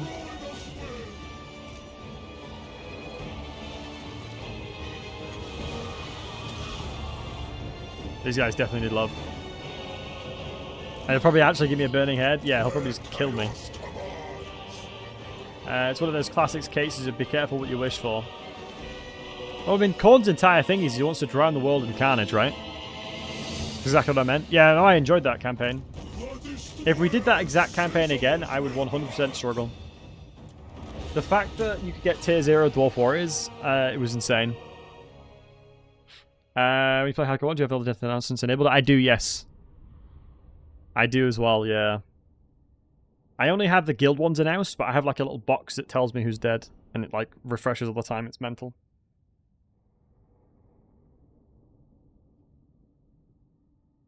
A red hot golden skull. What do you think he would like the Targaryen in Game of Thrones, where the Dothraki poured silver all over his head. Similar to that. Similar situation to that. I honestly don't think that... I think the next Total War that'd be cool would be a World War One Total War with trench warfare. That wouldn't kill you? What, molten hot silver or gold? Surely that'd kill you.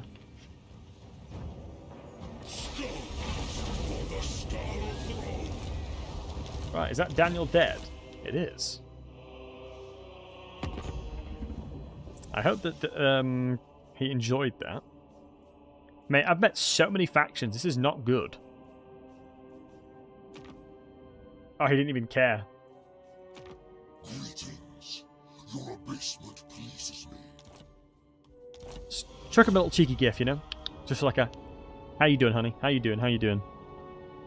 Keep up the good work. Slap on the bum, you know? Please don't declare war on me. It ruined my campaign. Slap on the bum. Welcome, denizens of the realm. Do I teleport back to my capital now?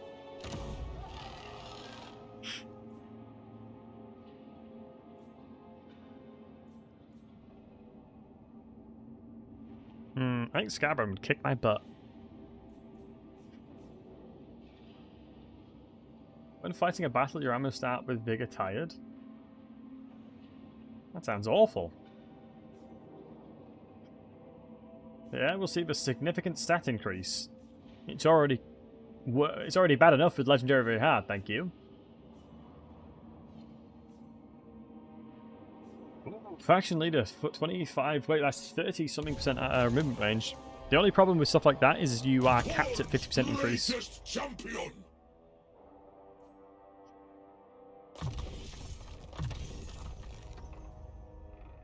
I'm going into the blue tree because I feel like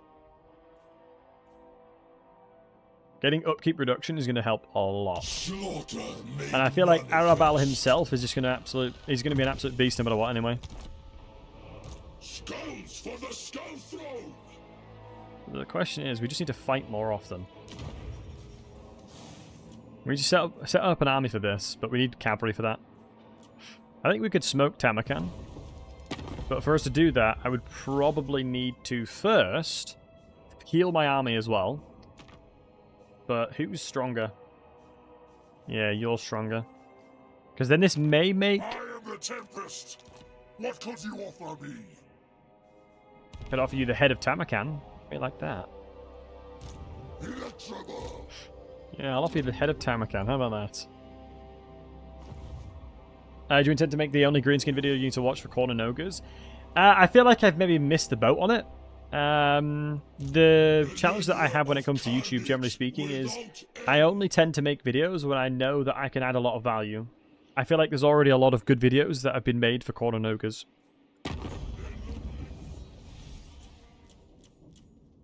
But we'll see. Wait, what was the Confederation chance? Oh, minus 143. Okay. Makes sense, no worries. I do need a tier 5. Or a capital city. Yeah, maybe we do jump back to the capital. You are but a whetstone for And then maybe start grabbing these settlements, potentially. And defending the area. It was gold that you pulled, not silver. Ah, okay, fair. What's the timer in the settlements? 3 turns. Okay, it's a bloody good job I teleported back, because Boris is fighting me. What it's worth, I don't think there's a substitute for the clean contest videos you make. Oh, thank you so much, man. That's really kind of you. Stop at you. That's very kind of you to say, man. Appreciate you, buddy. Yeah, I try my... Like, one of the, ethoses I often have when it comes to videos that I make is what I have said in this 10 seconds adding value to the video? And if it doesn't, I just remove it.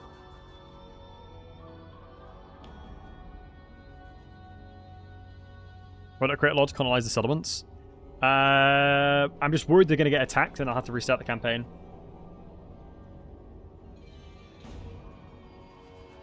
Is that why my videos are 40 seconds long? Okay. Did not want to be roasted quite like that, but that is what it is. We're going to go up north. Problem is, I need I military told you access. I'm gonna need military access, though. I need him to fight somebody else as well. Maybe if I can take the settlements... I mean, maybe this is the one edge case that I'll allow myself to take the settlements and trade them. Greetings. Your abasement pleases me. Crap. I don't know if I can declare war on these guys. I don't know if it's been long enough. I don't think it's been long enough. It's like 10 turns, right, guys? I am an army. Alright, we've just been given tribe slaughter. That makes me a little nervous, though. If they just take tribe slaughter, I will cry. This is my place. I mean, one of the big advantages that I've not really seen many people talk about is the fact that Arbaal finds so many different people that very quickly... Who's the cheapest here as well? Bloodspeaker? Alright, bet. Very quickly, you can get yourself in a situation where... you meet so many people that you can easily make tons of money. An apt choice. Ooh, Arkhan is literally right there. It's a shame that I took peace. The gods might compel me to kill. Hey, Dr. Fox. I feel like if I go attitude here, attitude there... Greetings. Your abasement pleases me. 7,000. How much gold do I have? I think that's unironically worth it because I have no way of recruiting anything just yet. And everything I'm doing thus far... Bow before he who wields Not that the one. Slayer of Kings. For chaos. I need military access to go into his lands and then trade this back.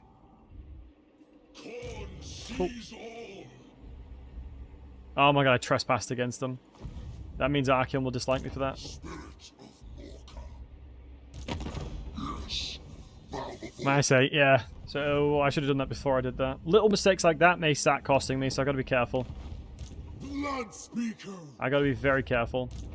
We're gonna go beat Boris up. I think this army should be more than sufficient. I think Kislev struggles massively. Or Boris's army specifically struggles massively against really armored units. So we should be okay. Need to be dissuaded to order a pizza? Order the pizza. Order the pizza. When in doubt, always order the pizza. I had a nice chicken bagel. Today's the first time in a bit that I didn't order food, which is good. I mean, if you have anything else that's into nice, your stomach will not handle it, then drink some water. Get yourself some water. Alright? Sometimes you're not hungry, you just need to drink water. I don't know the science behind it, but I'm pretty sure like your body will like make you think you're hungry when in actual fact you're just thirsty. Was the bagel the salmon you mentioned? Yeah, at the beginning of the stream, yeah. Nothing survives me. Oh, for God's sake, they've taken Pillars of Skulls.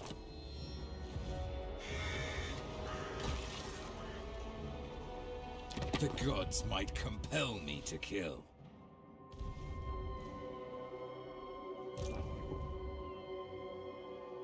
Knowledge flows from open wounds. Okay, there's the army. Am I dumb enough to force march into it and bait him into a fight? Give me orders? Am I dumb enough to do that?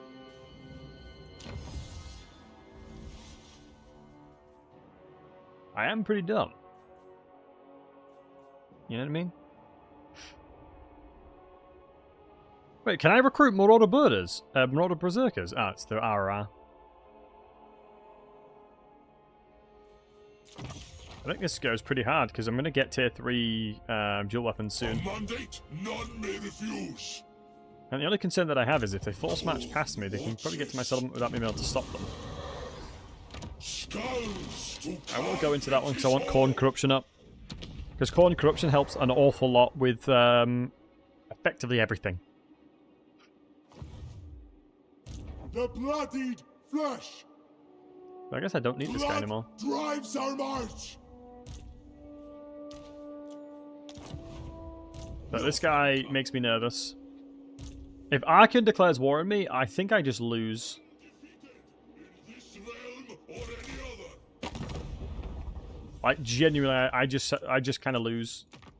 You catch me in a moment of less rage, creature. I may spare your soul. If he declares war on me, I'm going to be very sad. We'll have to wait and see. Okay, he's moving to... Wait, his army just got worse. I swear he just lost units.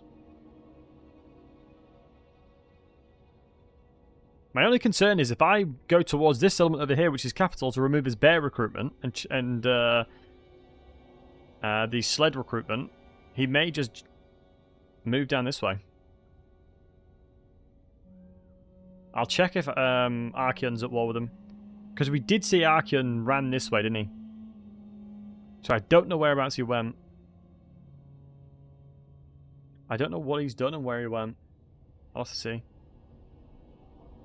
But I suspect Archeon will be declared war on him. Like, if he's not at war with him, yeah, that would massively surprise me. Ooh, can I ask these guys to declare war on Kislev?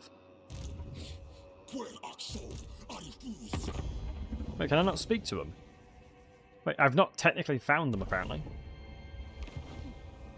Keep me gone, fool. Your very it's just me. existence is an offense.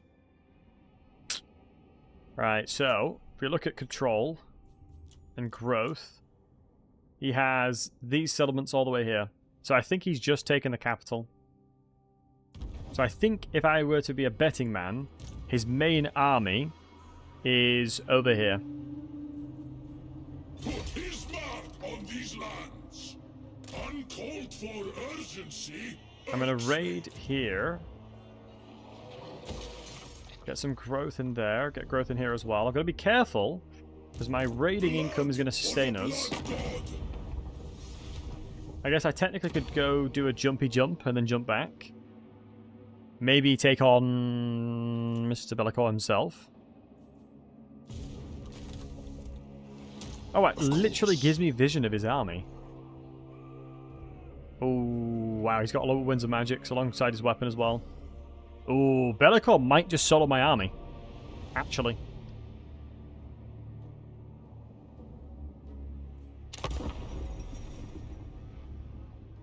Annoyingly, the quest battle wants me to take that settlement as well.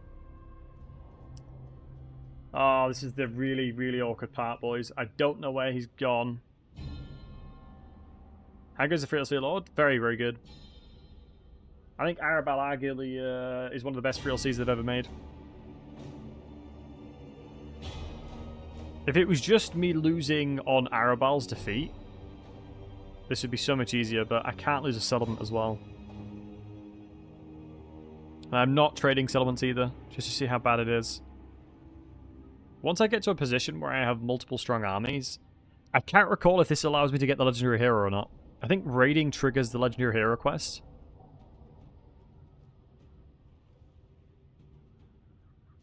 Is there a cooldown on my capital return to?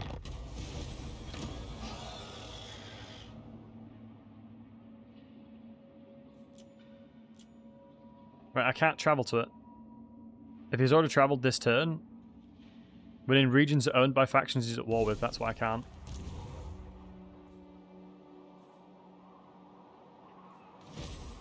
Stillness, hold. Ah, he force matched down here. Okay, so we gambled it and we found out.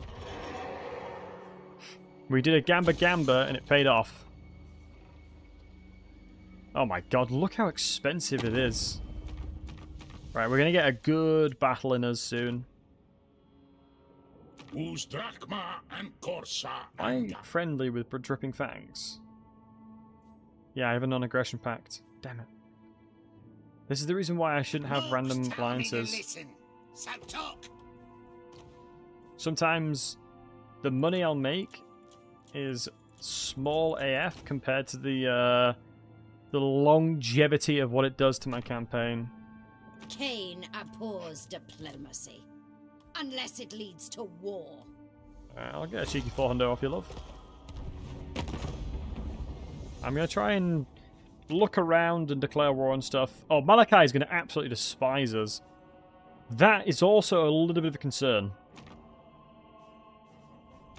I dream of your death nightly, wretch. Oh, thanks, bud. So 0.4. Okay, so both of them, it provides us money. He dreams of my death nightly. That's like so nice of him to think of me like that. Tremble, for you have made an enemy of Cathay. Wow, plus the... Oh, sweet cheeks, Pengling. Hooking a boy up right there. Hooking a brother up real quick. That has solved all my money problems.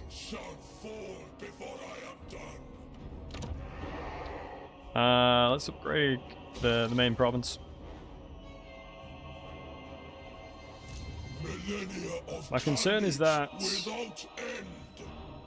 I don't know if I'm getting minus physical resistance and stuff, or is it if it's just for demonic units. I think it's just for demonic units, this, right? Yeah, that's only for demonic units. My province should be safe. Where I can instantly get peace agreement with him. Wait, what? Never mind. Alright, let's have a look at this one. So the short range condition that we're actually trying to do is complete 8 challenges of core missions, and we need to get loads of settlements as well. So I'm going to have to hop around as well a little bit more. But I just need to make sure that my armies are as strong as possible to be in a position to shut down Boris. Did he just run away?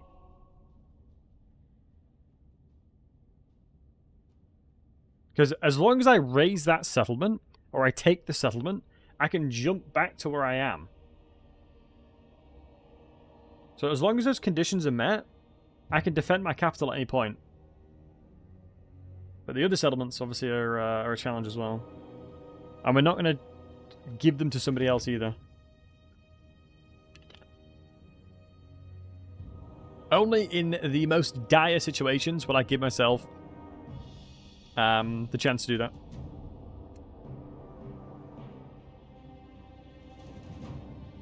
Yeah, sure. Stored Augen. Good to see you, matey. Nothing survives me.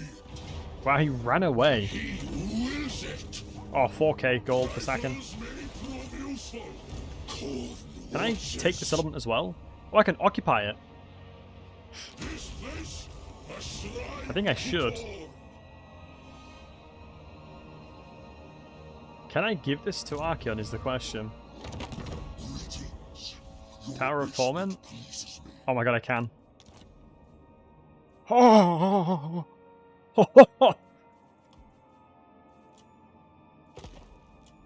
Dear God. He almost wants to be my vassal just for that. Is there a military building in it? There's not even a military building in it. Wait, can I make him a vassal if I put a military building in it? Let's try that. Hold on, I've got to try that. I'm going to try and put a military building in it and see if I can make him my my vassal.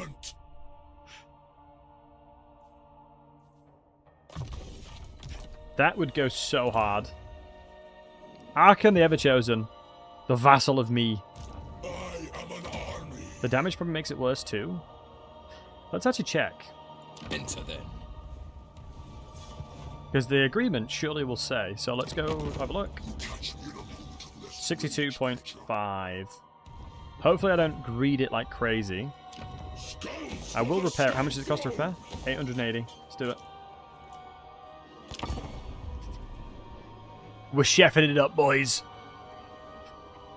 We're getting into the laboratory and chefing it all the way up. I mean, if I can vassalize the Everchosen, I mean, that's kind of funny. Because do I absorb the vassal as well? Because if I vassalize Archeon, I absorb his vassals, which gives me this as a, which gives me this settlement as well, right? That'd be such a stupid vassalization. I agree. It's because the way that the game fundamentally deals with trading settlements is completely broken. It is unbelievably broken.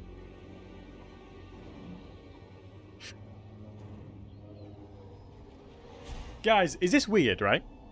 I was almost like... I almost had pregnancy cravings. It was 2 a.m. last night, and I cooked myself 4 boiled eggs to eat. Because I just really wanted boiled eggs. Is that weird? That's not weird, right? Just fancied boiled eggs. That is weird. Okay, I'll wait, it's only 40 now. Maybe the building, that's why. Now let's put the military building in there. Wait, I can't reach this guy. Am I pregnant? Maybe. Can I offer you a boiled egg in these trying times? Exactly. Right, let me try and cheese it real quick.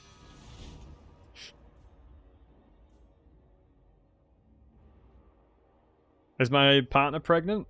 I don't believe so. Wow, 6 melee attack and defense. That's and leadership. That's insane. We're going full. We're going completely, fully into I'm going to murder everybody style. Oh no.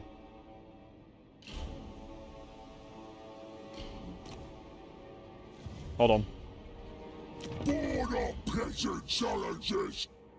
13 settlements. Low key, I kind of want to kill him. Low key, I can't want to kill him. We're not Arbaal, the let's be friends with everybody. Let's be honest now, guys. For Arbaal, I'm gonna kick the crud out of everybody. The Thrunk Bonk Wolfric, it looks like it, yep. Blood for the blood god. Is my thing a Zakian start vassalize? No, he doesn't know. Why is this guy not moving, by the way? Please let me vassalize. Please, please, please, with the military building. Let me get military building and let me vassalize him because it'd be funny. And it'd be pure memes. Archaeon the Ever-Chosen. Vassalized by Arbaal the Undefeated. I mean, it makes sense, low-key. We are a beast. There's a very large chance we might be able to do it. We certainly have the money as well. Because the good thing about getting vassals early on is that I become so much stronger as well. People are less likely to fight me as well.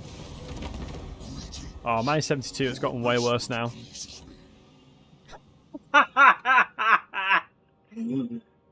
And you're gonna pay me! You little beta. There you go. Archaeon the bitch. There we go. Easy. What an absolute loser. Right, now we don't have to worry now as much. I want to get his defeat trait? No, but I want to vassalize him. Couldn't have got even more money? I could have done, you're right. Right, we see Boris up here. I guess I should walk over... Oh my god, I got a great idea. If I walk over here, he might attack this settlement, and then I can take the settlement back and then trade it back. Alright, nice. We can get this at least. Let's get more growth in there. Boom, boom, boom. Right, what are we going for? Wait, why can't I recruit this one? Oh my god, it's not a mortal settlement. God dang it. Let's make it mortal then. Swap it on over to be mortal. It's nice that you can do it similar to the way that the way Cathay works. Skulls a turn. I don't think garrison buildings are going to be the vibe. I'll go with that one. Sure. Alright, that has paid off swimmingly. So maybe we will go beat somebody up as well. Destroyer of Khorne. Shall we go kick his butt? What's the worst that can happen, surely? Right, guys? Right, guys? After getting one of the greatest stats known to man.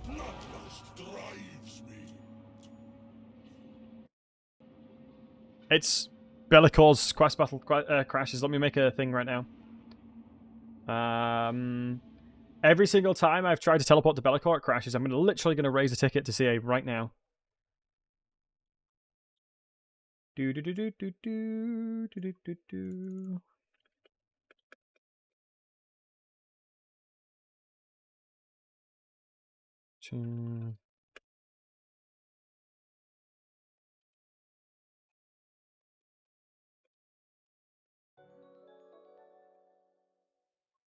Yo, thank you so much for the prime, man. Much love to you, buddy.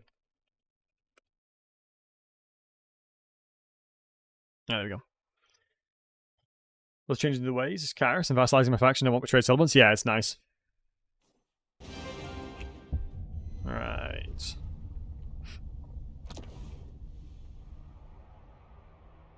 Just like that, you remove the end times. Yep. I'm a hero, guys. Be honest. Let's be honest. I am a hero.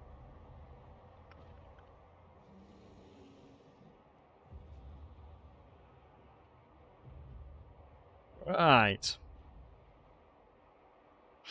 Well, the thing is, Bellicor is way stronger in 40k, isn't he? Like, Bellicor in 40k is like the demigod of chaos, I believe. Let's have a look. I don't know why it's saying that.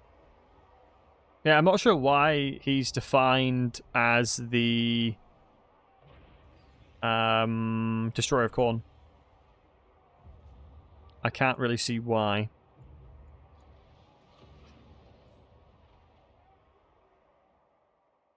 Sorry about that. So yeah, we're not allowed to teleport to Bellicor. Lessons learnt.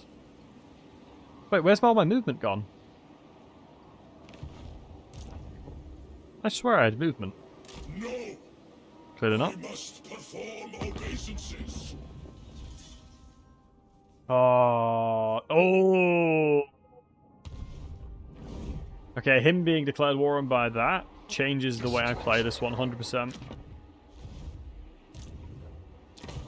Okay, so we won't teleport to Bellicor. Oh my god, look at how weak Scarbrand's army is, man. Wait, does Khorne have a similar confederation mechanic as the Ogre Kingdoms who? And Greenskins?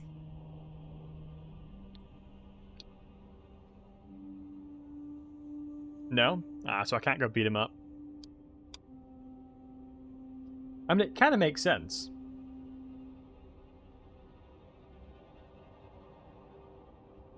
It does make sense that if you just slap him about.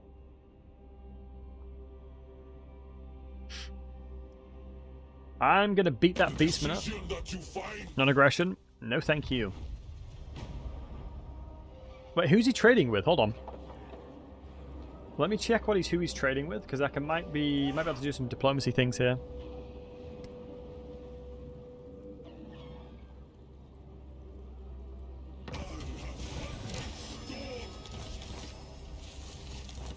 Nice. All shall fall before I am done. Forcing him to declare war. Wait, I can't not.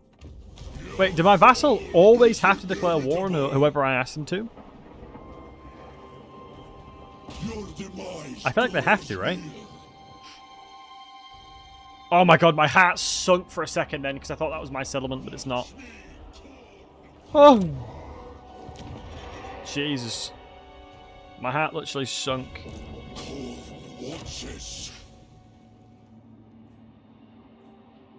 So I can't do that battle. Wait, do I have any agreements with Scarbrand? No, I don't. Do you know what? Let's go mess Scarbrand up. Why not, eh? You have gained the destroyer's attention. Where is he? Oh. Time to mess him up. Unsheathe the destroyer. I will end you. Blood for the blood god. Okay, game doesn't like me. Okay, just takes all my movement and doesn't let me attack him. Okay, game. Oh my god, if the beastmen come to my capital, I'm boned. No, I have 5. Oh my god, if they just ignore me... No, these guys surely go first, right? And they kill him. Yeah, they go first and kill him, surely.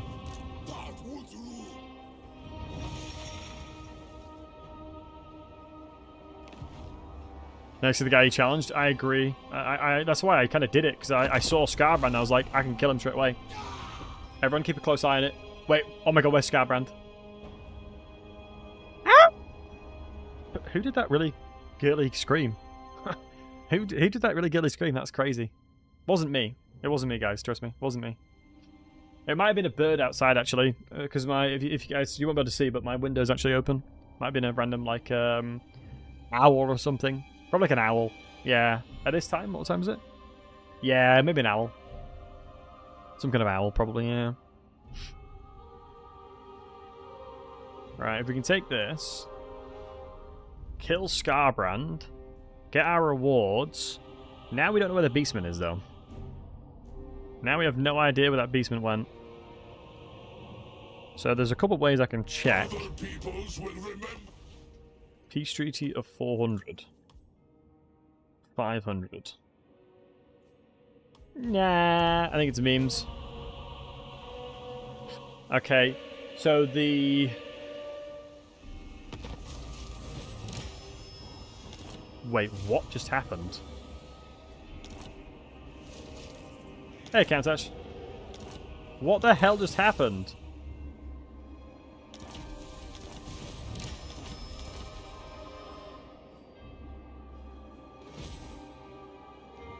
Only Usul commands me.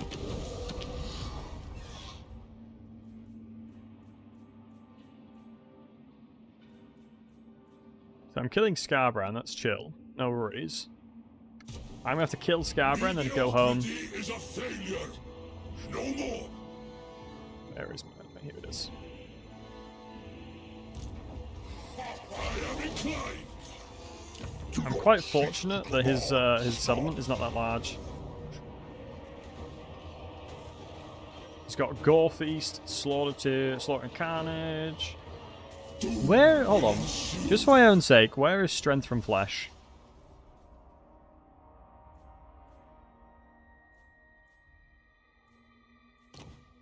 Where's Strength from Flesh? Is it not in here anymore? Wait, can you not get it through tech anymore?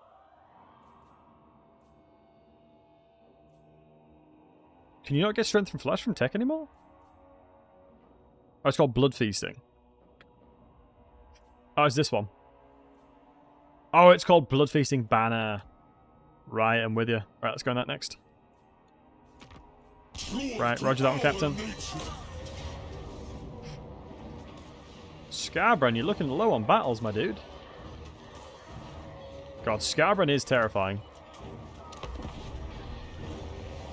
Scarbrand is it by default? Not anymore, I don't believe. Not anymore, they took it away.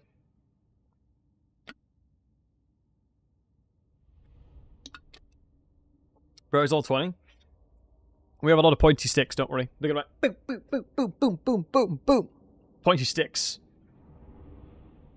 Never estimate the power of pointy sticks. Never underestimate the power of pointy sticks, my friend. Must have insane attacks by now. He's gonna hurt like hell, but like I said, pointy sticks be OP.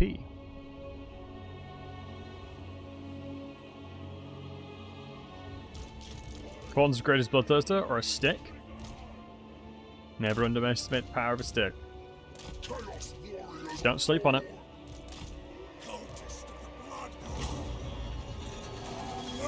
I'm all interested to see how he plays this than anything. I'm more interested to see how he plays this than anything. Obviously, I can't get anywhere near him. Wait, can I? I have corn him. Oh, I can't do it to a unit or lord. Has to be, unit is not a lord or hero, so it does not work. Wait, can I do it on Scarbrand? Can I execute Scarbrand at 20%? Are you telling me I can execute Scarbrand at 20%?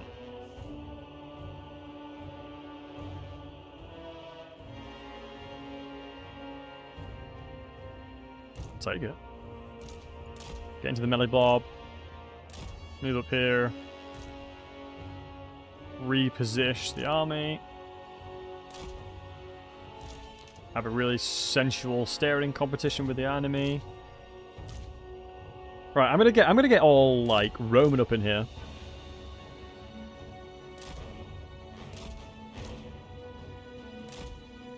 I have like a box formation. Well, it's more doughy than anything. But we're going to have lines of our spears integrated with our front line. So when Scarbrand does rear his ugly head, the pointy sticks are ready. And you can be in reserve.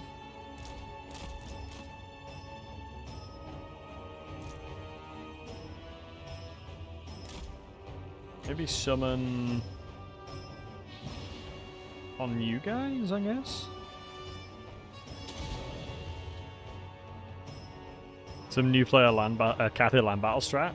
In campaign, I'm telling you, brother, it works a treat. Because one thing that's going to happen here is it is going to share the entity-on-entity damage very nicely. The changes to demon units is good. Yes and no. I think the problem I have with the changes to demon units is that, like, you may have RNG where you either win or lose the battle now. Or win or lose the following fight because of the raised dead mechanic.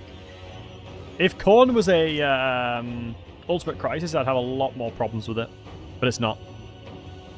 Why didn't he give the Norscan GS thing for the Khorne as well? Yeah, it should do. Is that an updated version of the Blob? It is indeed. Let me cycle charge up here. These are flash hounds. We're into position over there. I think we charge into here, crush those guys, run out. If you take HP after a battle, you almost get full replenishment of the units. Get reforged. Yeah, that's what I mean. It's ridiculous, right? Cycle charge over there. Get wrecked that guy. What a nerd. Screw that guy in particular. Holy ballsack. 140 armor is paper, clearly. 56 melee defense as well, and I'm legit paper against the flash hounds. I guess they have insane charge bonus.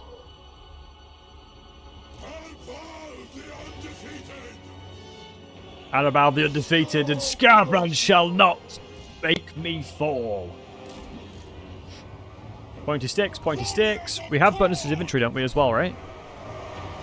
Oh, we don't have it just yet, clearly. Wait, I swear we should have bonuses of infantry. Yeah, that guy's going to get smoked, which is good. Yeah, anytime that guy gets remotely close, he's going to get absolutely smoked. Yo, Mora. Mora, good to see you, mates.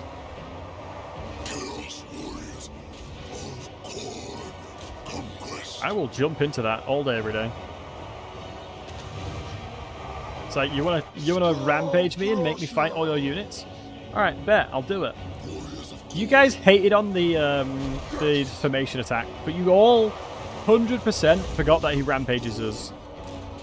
You all 100% forgot about the fact that he rampages us, and we'll be able to... Okay, now I'm like...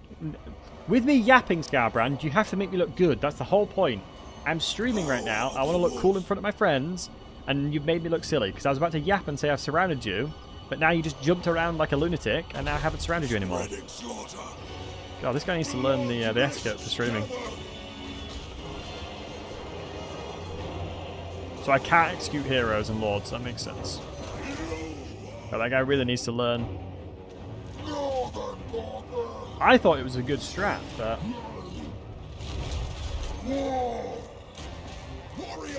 He does have Gorthy, so I have to get the blood shrine out. Let's keep looking around.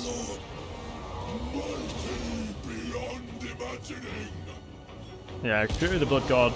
Oh, the damage is good, man. The damage is really good. I think Scarbrand's killed enough. Let's buff everyone's melee attacks here, just so we can get some good hits in there. Because we have quite a lot of the old Cornice there. Quite a lot of anti-large on him at the moment. So I'm not really that worried. As long as I can get the Blood Shrine around to provide the +8 melee attack as well. Because I don't have to be in melee for that. Ooh, that was unfortunate timing. But I don't think Scarbrand can hold the line from that. Let's have a look. Hit points greater than 20%. Not anymore. Give me those chaos spawns, baby! Get executed, nerd. Chaos spawns. Slap them all! Heck yeah. The 4 new lords committed as far as time committed. Not long at all. It doesn't take that long at all to be H'd complete. Alright, let's just make sure you provide in the buffs. That's all we need to do. Like I said, this is the reason why I've been mainly recruiting loads of halberds so they can deal with this. Like, if you wanted to finish the short reach condition as Arbaal, you could probably do it in like 40 to 30 turns easily. Plans to confederate Scarbrand. I don't know if I'm going to be able to after fighting him and beating him up like this. If he'll still have me, absolutely. I really want to confederate him, because obviously Scarbrand is an absolute beast. I just wish that I could confederate him from this. Like, I think it'd be really cool if I can beat him up and then I can confederate from that. Because level 20, that's insane! Level 20, man! Like, getting a level 20 inside the composition now would help me so goddamn much.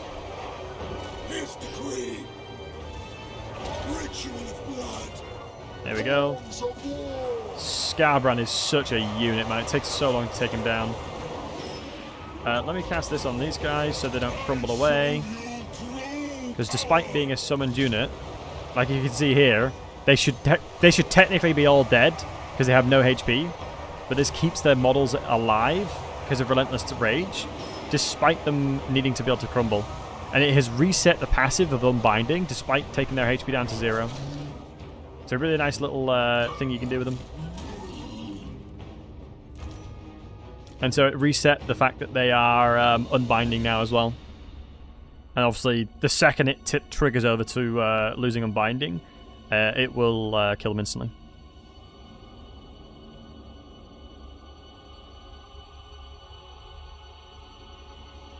Oh, maybe not.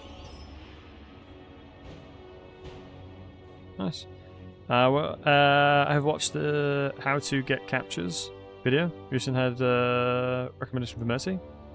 What? The increasing the amount of captures you get from battles? Only double axes get the bonus from the tech? No, I swear the anti-large guys do. I'll check. Yeah, only losing 233 is nice. A net 233 losses is not bad.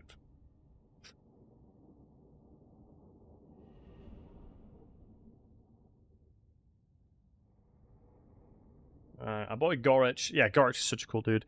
Having such high armor piercing alongside anti-large is so unbelievably useful. Like, let's check out Scarbrand to see how much gold value he got. I think a lot of the damage he did was on like my hero and thingy.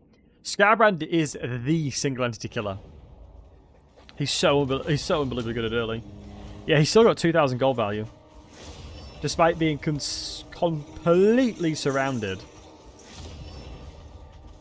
Holy ballsack, 8.5k. And we backspaced it as well.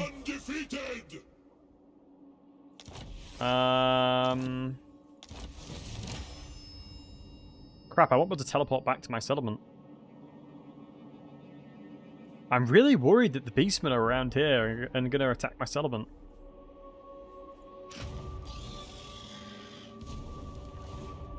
No, I'm good, thanks.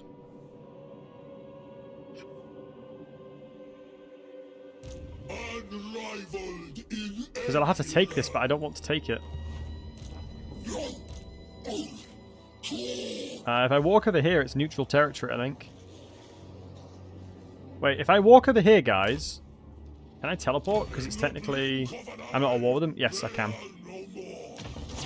Okay, bosh. You are but a whetstone for my axe. Okay, beautiful. All shall fall before I am done. Oh my god, Reveling Carnage is crazy. That's pretty good as well. Upkeep reduction is just a must at that point. That's saving me so much money.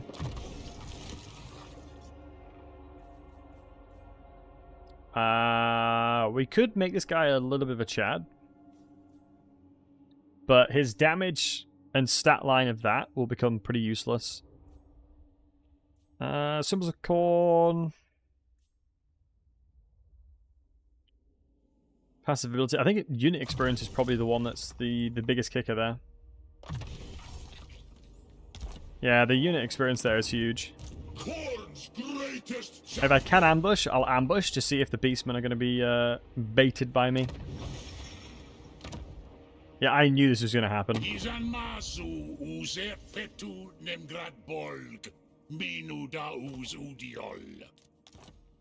Why does he even want me to fight Thingy? There's a really, really high chance that he may just attack one of my settlements and I'm going to struggle to defend it. Recruit rank +3. That is really nice. Passive ability, Hungering Blade. I'm assuming, does that mean for everybody? Yeah, it means for everybody. Okay, not bad. Yeah, let me take that tech again. Bonus versus large, +8 for halberd inventory. Okay, so it's even more bonus versus large. That's what I was missing. 27 bonus versus large is kind of nutty. We need to raid more, but it's going to be pretty frustrating to try and raid that. I'm going to be intrigued to know what happens over here.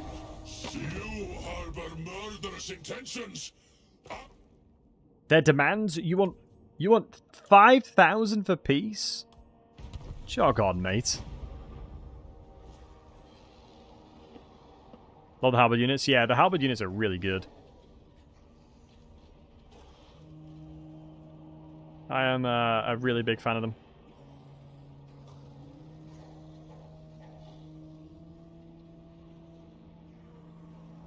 Alright. Arbaal truly is undefeated still. We'll have to roll the punches if anything happens outside what we're thinking.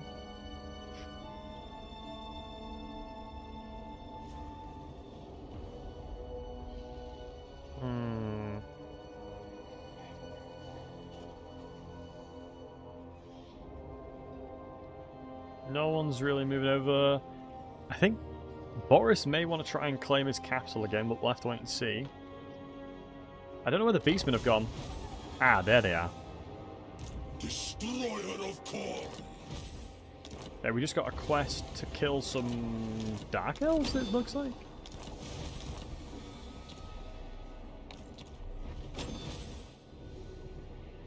Challenge issued. Ah, it's a challenge, okay. Nothing survives me. So I can't actually reach this guy. He's at war with Arkhan as well, though. He would take peace. I miss the times where beastmen were bugged. I miss the times where beastmen were bugged, where if you hit balance offer, they'd give you like 10 grand. Alright, I'll take the peace treaty. Oh, I should have used... Oh, not declare war, Jesus. I should have used that to, like, tell him to go kill Boris. Ah, I'm an idiot. Asking for peace, then telling him to go kill Boris would have been big. That would have been a big brain game move. I think he'll like me a lot because of the fact that I'm friends with Arkhan yet. Yeah, plus 56 that's going to go to. So I think I'm chilling now with that beastman, and so I can probably focus on killing Boris now. I think a secondary army is in the works as well. So I think killing... Ooh, Arkhan's there as well. I guess we could just jump over and kill somebody else then. Why not, eh? This army... Wow, loads of hydras and stuff in there. I could go to the donut. Do I think I could beat this fight? If I knew what the terrain was like, maybe. Vitalizing crystals. Yeah, the coordals with the spells will be unbelievably awful. That is a strong army. I could quickly go kill these guys.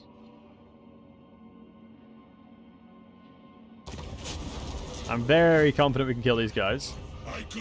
Oh, not taking into consideration it's the tree.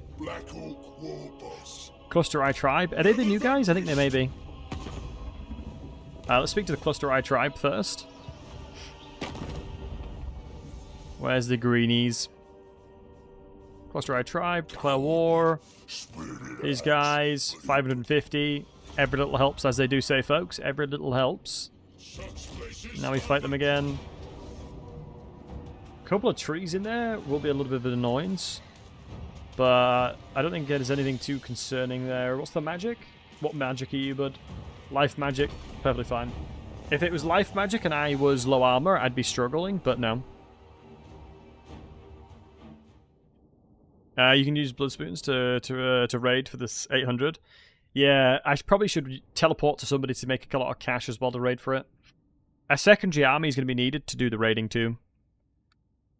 Because raiding with my main army just isn't effective. Or doesn't feel effective.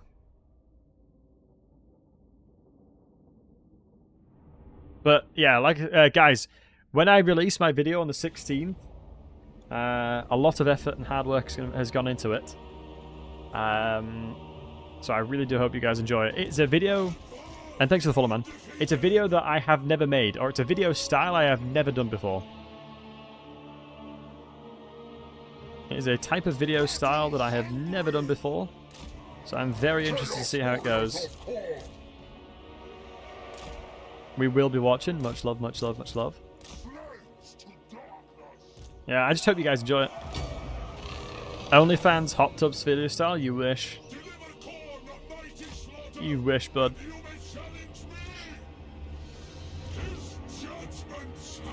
The amount of hot tub streams I have been asked, the amount of people that have asked me to have hot tubs is certainly interesting. As a bald, fairly chubby English guy, it is interesting the level of thirst that you guys have requested.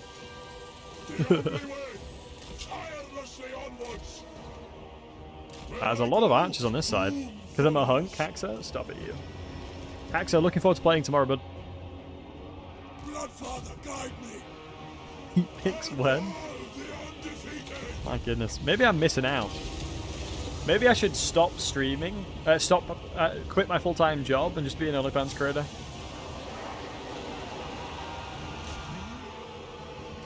Maybe I'm missing out.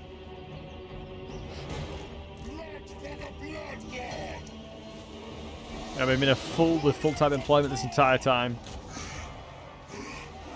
God, those guys are getting smoked.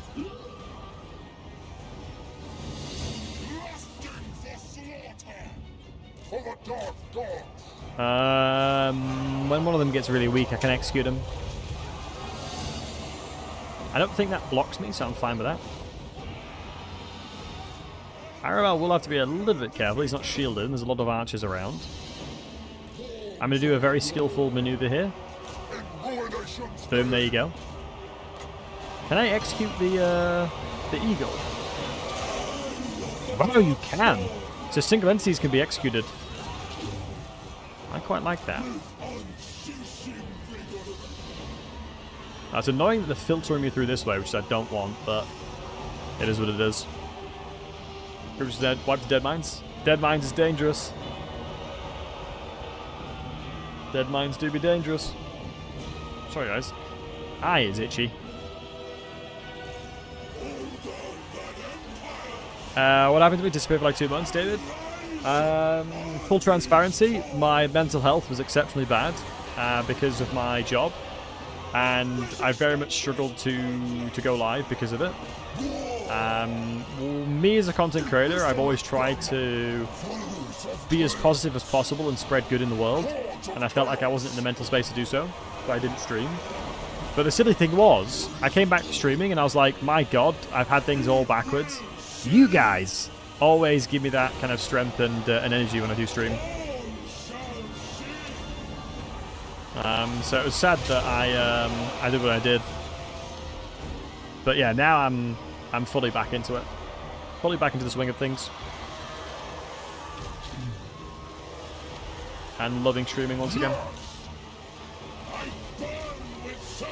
I'm a little bit afraid that I'm not really being able to push back towards them, but a summon here is beautiful.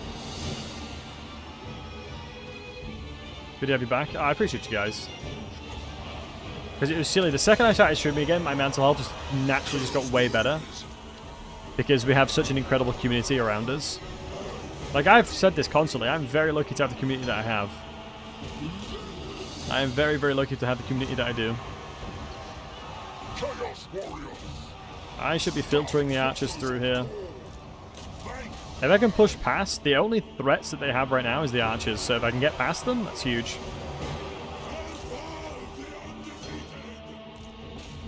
Wow, they've cut me off by building that there.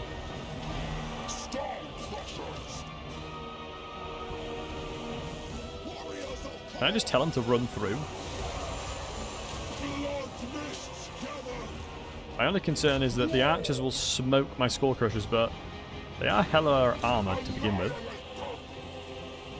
Thanks for the transparency. Oh man, I'm always an advocate for sharing mental health, because a problem shared is a problem halved, I say. And I feel like men in general, we don't talk about our feelings enough, and it's important to talk about it. It is important to talk about your mental health. Ooh, blood trainers to go out. That Treekin is absolutely smoking it. Thankfully, the Treekin's super exhausted, so all of his stats are being reduced, but losing his blood shrine would be unfortunate. But I'm trying my best to filter into their army. But I really don't want to lose my Skull Crusher. I feel like I have more, like, I'm just going to be tanky enough to sustain the damage that they do to me, I feel like. I'm going to pop this and then run away. As long as I'm able to kill the Treekins and stuff, it should be okay. Like, they've got a good amount of arrows still remaining, but I think I should be fine. Pop melee attack buffs and stuff like that, we should be alright.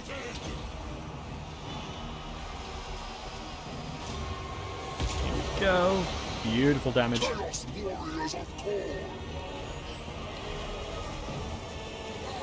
Wow, my Skull Crusher's been terror routed. Oh wow, oh wow, Blight of Terrors, that's why.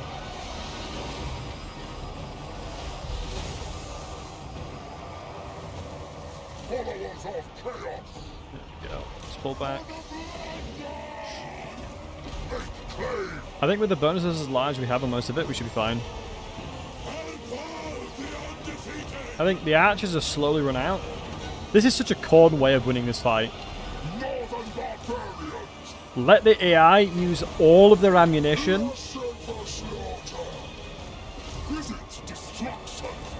Refuse to elaborate, win the fight anyway. It's beautiful. I cannot fight the Treekin. I gotta be careful.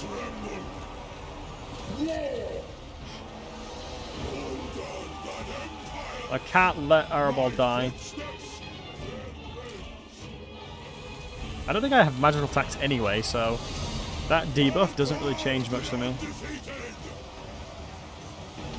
Yeah, I would ideally be able to charge up there, but I can't. Same with the Blood Shrine, I gotta get you out of there.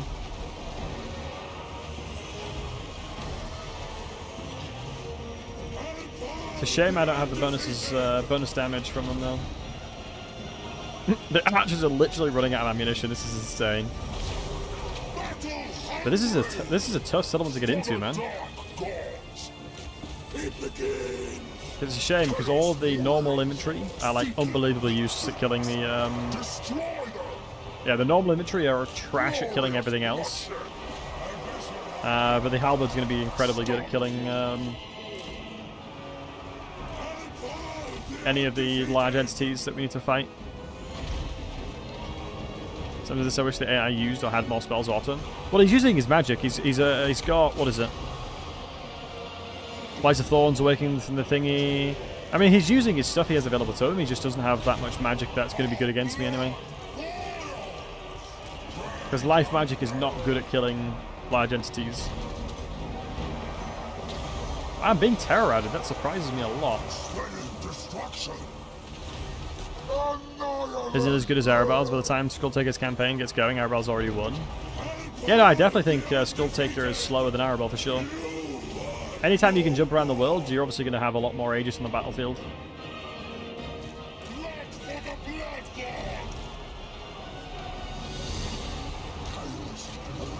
So a couple of pathfinding issues, which is a classic.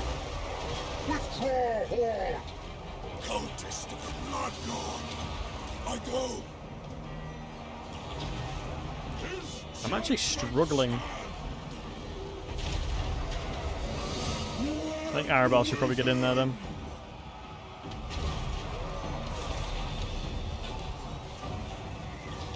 Here we go. Now we're filtering in the back line. Yeah, you can really see when Arbaal starts hitting stuff, he does so much damage. Yeah, look at him. He's just absolutely smoking him. Why was I not getting him? He is not missing, by the way. He has not missed a single one. Nice. He could also teleport. He can, but it's not in, like, it's not... The resource is harder to obtain. And if you use that resource, you don't get access to, like, other cool things he does. So it's like a real fine balance between it, right?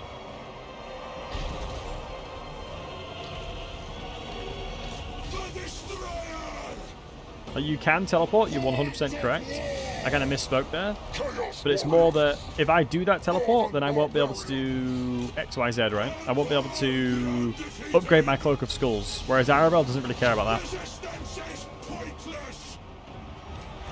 Arbaal is less inclined to care. Right, thank God we got the Chaos Warriors through. Let me cast this bad boy on them. Just to push away some of the entities. Beautiful damage as well. And now as long as we surround the Lord here, we should be absolutely chilling. And then we'll hit him with the melee attack blast. On all of them here. Huge. You go over there, you go over there. Thankfully, Arbaal's doing a great job. He's got 100 melee attack right now, so he should be getting hits in here. And then the treatment is just slowly trickling down as well. I've got to be careful with the cultist, because the cultist doesn't really do much.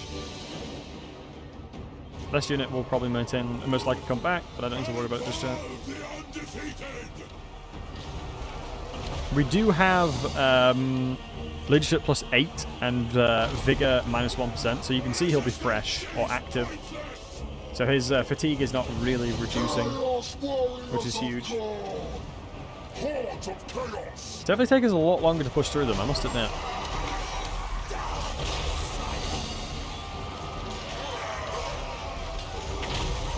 But pointy sticks OP. Opportunity costing? Yeah, exactly that, mates. Are you routing? You are indeed. Aminos bonus kicked in. Heck yeah. As it looks as these things will probably be next patch, so how's the balance of the DLC feeling? The only thing that's egregious is Mango Squigs. Which is, I think the balance of this DLC compared to the TOD is better.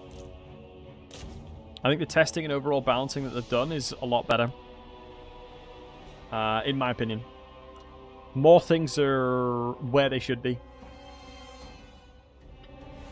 Like, I don't know how they're going to nerf Mango Squigs, but they are insanely high performers. That's Pyrrhic, probably. I was going to say that was a hard fight.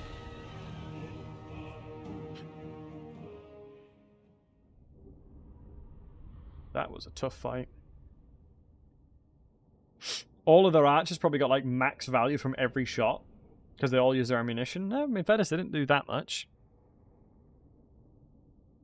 This is the reason why I tend to go half and half with shielded and halberds. If I didn't have shields there, I would have most likely have lost that fight. Because these guys are responsible for inventory, these guys are responsible for large stuff. It's kind of like the, you're good at this, you're good at that. And let's move towards that victory condition. I need more Chaos Knights though, but inside of settlements and stuff, they won't do much. You know, their potency is quite low.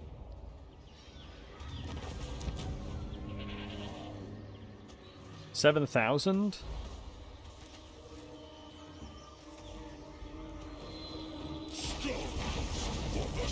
Sure.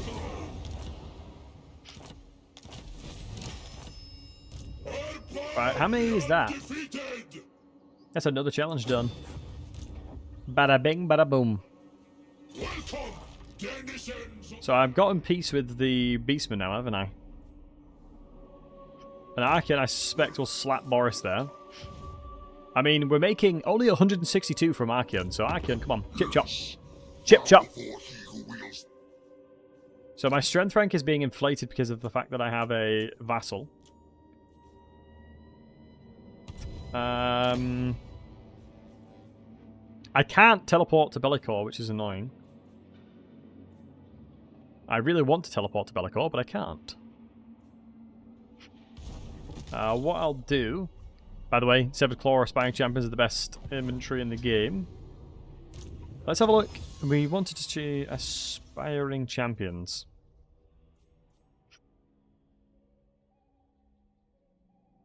I don't think I buff Aspiring Champions as Khorne. Yeah, can I even recruit Aspiring Champions? Probably not, right? Yeah, as Khorne, I don't think I get access to them.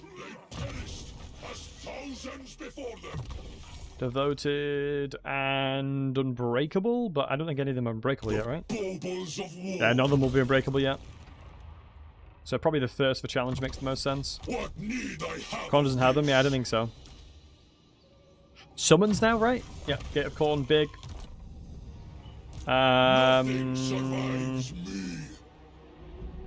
From a recruitment POV, I think I should be tier 3 now, right? Next turn. Getting the vassalization of Thingy allowed me to vassalize these guys as well, which helped a lot.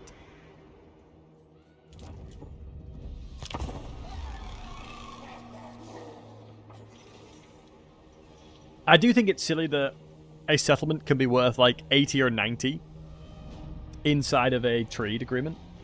So 9 times out of 10, you're gonna get a really good deal from trading a settlement with a military building in it.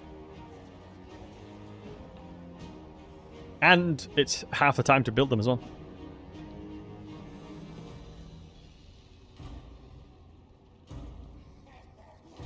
Right, guys, if you were in a situation where there was a gaming competition at like a gaming cafe, and the game in question was Warhammer 3, you sat down, they said to you, XYZ, if you want to play Warhammer 3 right now, and you're playing Legendary very hard, what campaign would you want to play to win £10 if you successfully do it? Or let's say 100. Let's say $100 if you successfully do it. Who would you play on Legendary very hard to get that $100, do you think? So I'm looking at this, and 10 melee defense is insane, but -8 leadership is absolutely bonkers.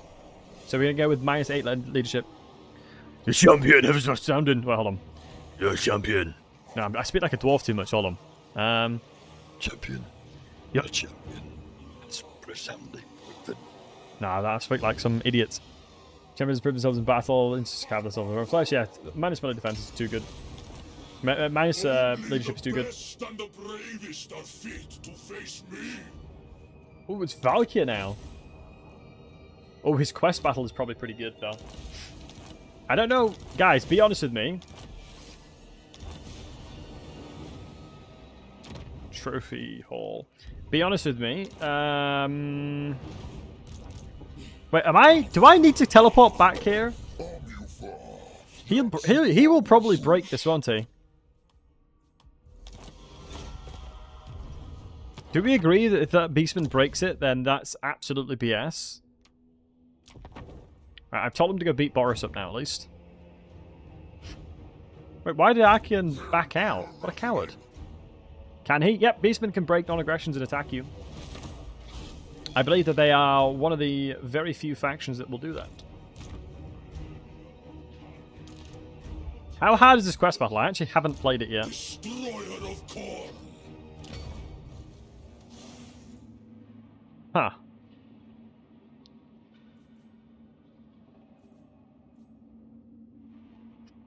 Mazda Mundi.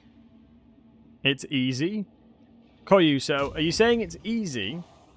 So if I were to do it, Powered by heat. I would near enough guarantee to win it. So we've got some answers. Bretonia, Vlad, the Changeling. Changeling's a classic, right? Torok, Zezclap, Changeling, Cetra, Village, Scarbrand. So the easiest legendary campaign. Well, whatever you think you're the best at. Arbaal, nice. Had against Belspeth? Yeah, she's strong. And I had to lose that one? Yeah. I wonder how many people in the chat have tried a no-loss challenge before. Have any of you guys given it a go? I am inclined. This short, long, or domination? We'll see. We'll probably play short victory condition, and then see where we go from there. Right, I've got to kill a Zazel, interesting.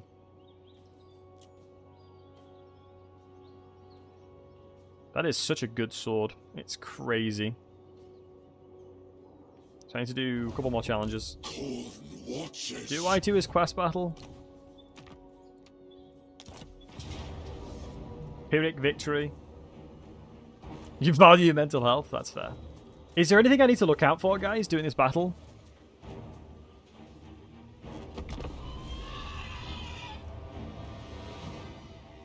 As long as I don't play stupid, you win. Well, now you're asking for too much, Koyu. Come on. I've won a few no-loss campaigns before, not in Warhammer 3. So you've done it even... like, if you've done it in Warhammer 2, it's even hard mode. An ambush? Wait, I'm being ambushed? Changeling can't really lose? No, he can't. Not really. Oh my god, they've got a Mortis engine. Right, that's not good. I can't stack then.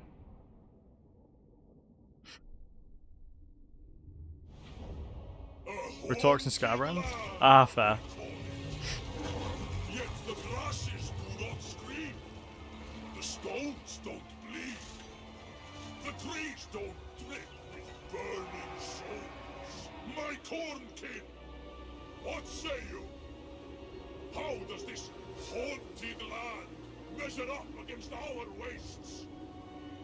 See them hiss and sputter. Death has withered their wits to stand against me.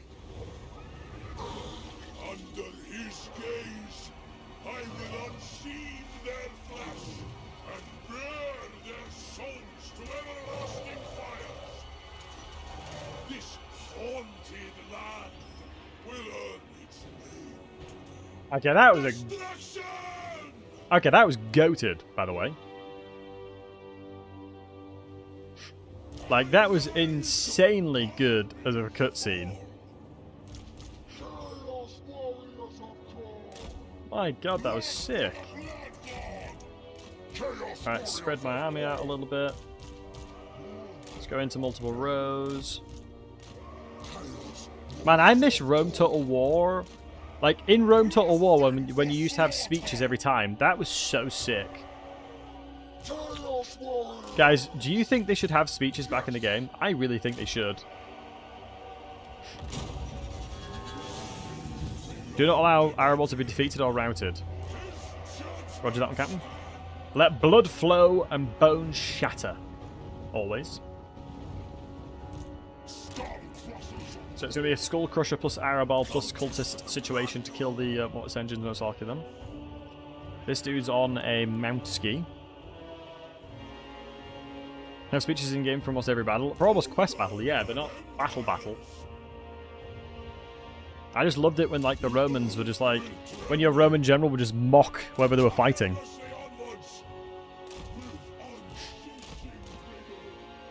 You just need to stay next to the Legendary Lord? Oh, okay.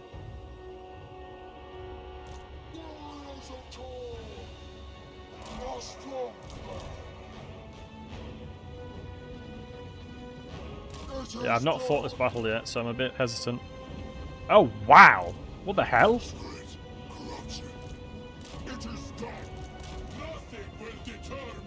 What's coming out of here?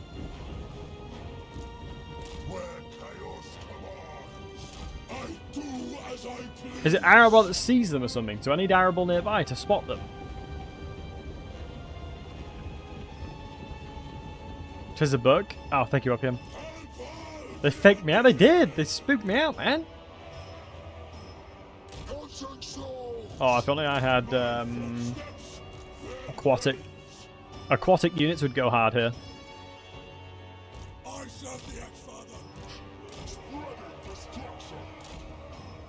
Am I seeing ghosts? Clearly.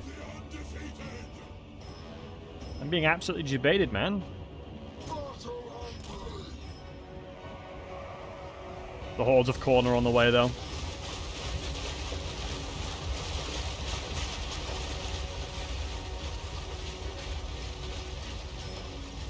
How sick does this look, though, low-key? Are those enemies? No, we're good, that's me. Oh, looks so good. What the hell? Where did you come from? This is why I can't have cinematics. This is why I can't do cinematic-y things in bloody campaigns, I tell you. I'm just never allowed to do cinematic stuff.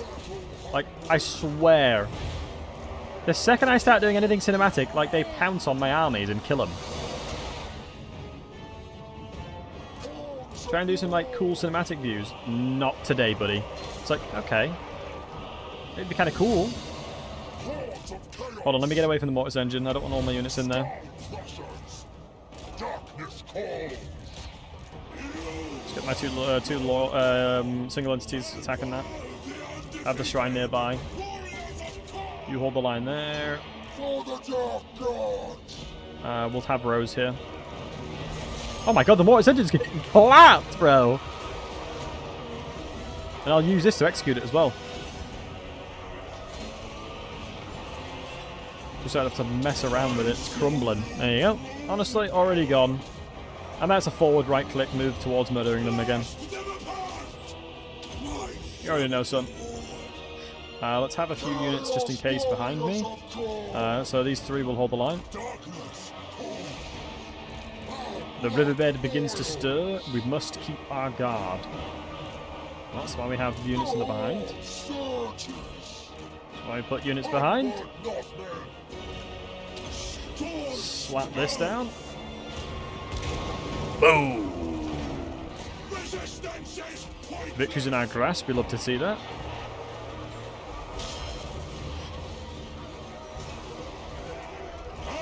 Arbaal is such a goddamn unit, right? I swear. Yo, slap Christina. Just gonna...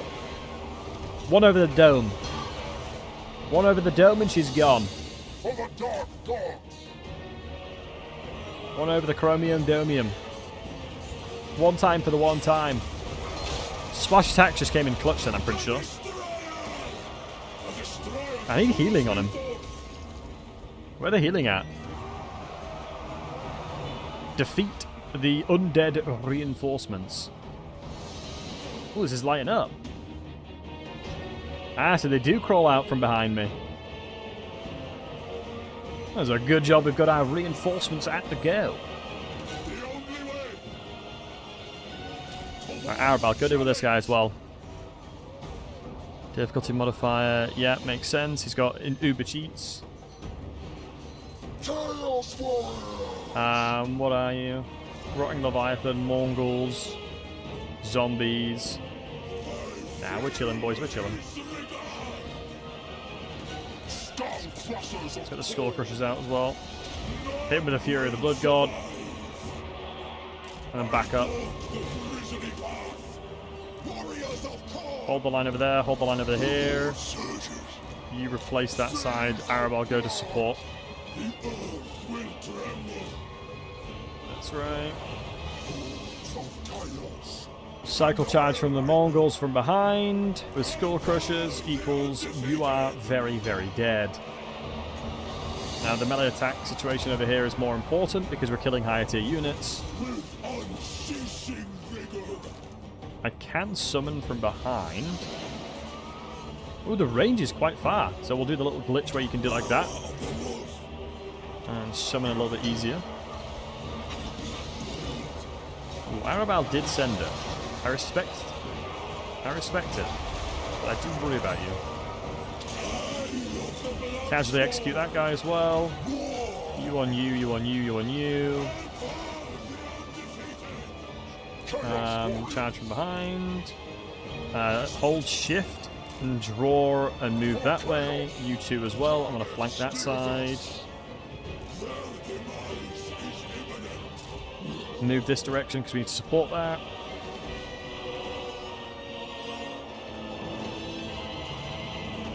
Not bad at all.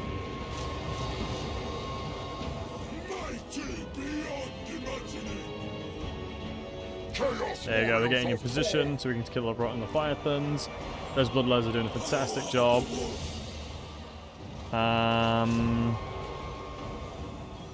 Interesting.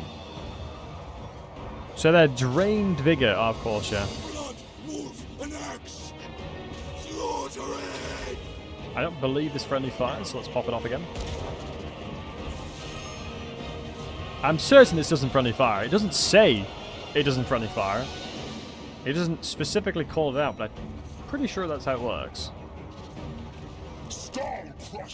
Let me make the Skull Crushers immortal real quick, just so they can't lose any entities. Just means that they'll be able to trade up really nicely against the Rotting Leviathan. Army loss bonus is coming. I can feel it in my nuts. I feel it in my plums. My plumdar is triggering. My plumdar truly be triggering. And this is more units. That is a possibility. There could be more units.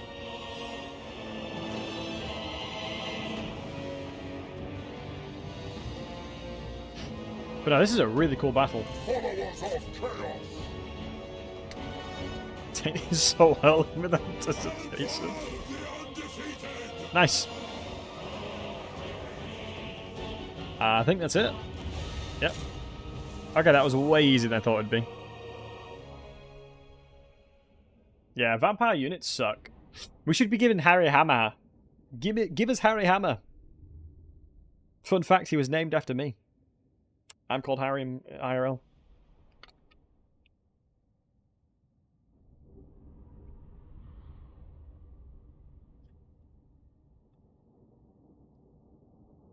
Nice relax one for Chaos Warrior spam. Well, yeah, Arbaal can't really recruit anything else. Harry Potter. Anytime I've ever spoken to an American person, they always call me Harry Potter. Harry Potter.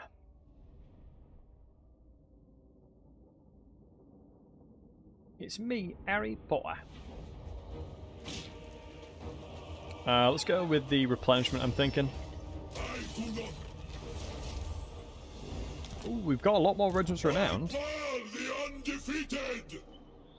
Do I want to send it and take on somebody else? We did just unlock perfect vigor from his weapon.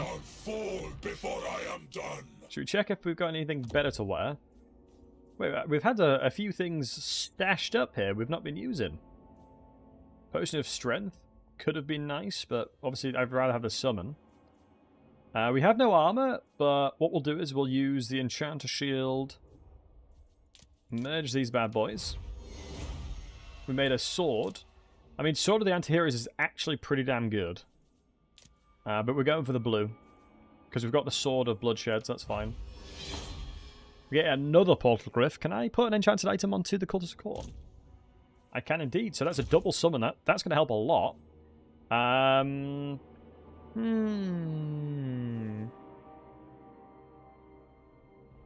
This sucks, so let's fuse them.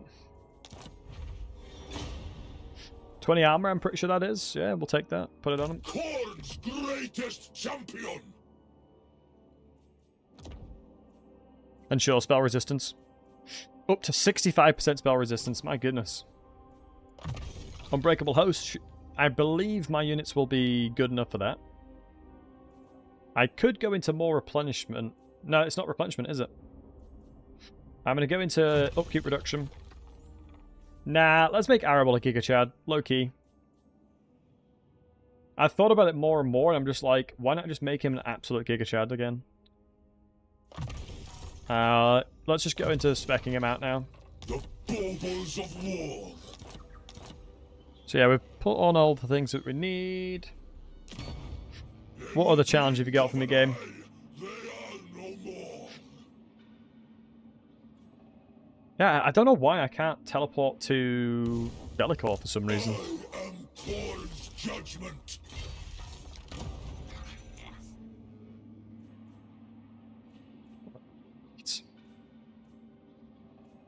Wait, I wonder if since Delacour's there, it might work.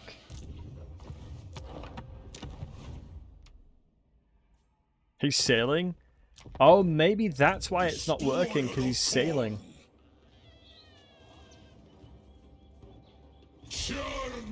That honestly would make sense if that's the case.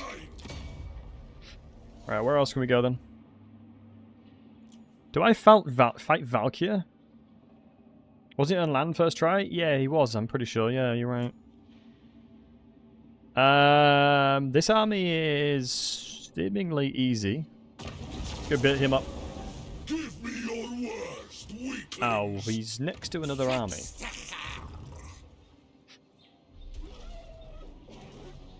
Corn watches. I can recruit the mercenaries. I love these mercenaries, by the way.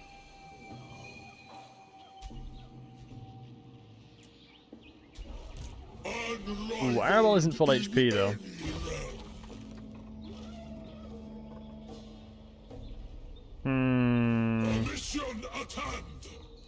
Am I trolling if I do this? Because surely the bowlers will just crush so many of them. There's nothing I can do about that.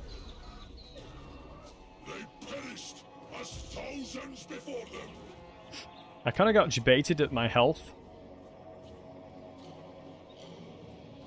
In the blink of an eye, they are no more.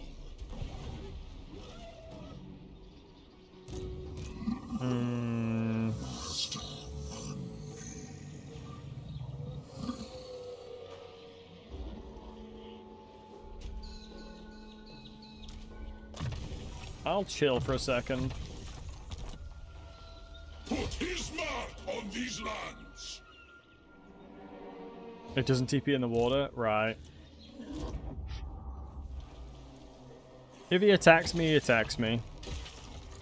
I mean, although I will be tired in battle, which is probably not a good idea. If this guy breaks his alliance, breaks a non-aggression pact to attack me, I'm not going to be happy.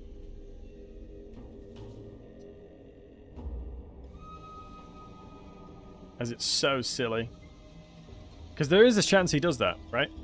We do have, like, everything inside of me is just thinking he's going to do that. I don't know why, I just feel like he is. Because the beastmen are known for their trickiness. Because they won't attack me if he can't reach. He'd only do it if he can reach me. And he's got Boris to a fight now, because I'm pretty sure I told him to go fight Boris. So, logically speaking, he should go and fight Boris, right? Instead of coming to try and kill me.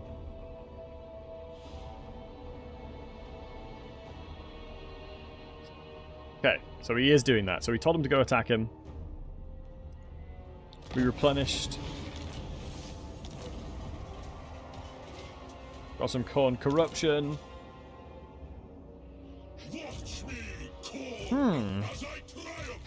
Are the AI like way... Wow, I healed fully. Are the AI a lot more passive these days, it feels like? The AI seem a lot more passive. The winds speak my name. Right, is there anyone I can get money off of? Ah, boy, Sharktooth. What'd it do, Sharktooth? What'd it do? Didn't respect the boss, so the boss is gonna have ya. What's he gonna have you? I'm literally killing your main enemy. For him, I will. Ah, that's the right. Ooh, that is the easiest auto resolve of my life. I mean, I don't see a world where it's a difficult fight, to be honest.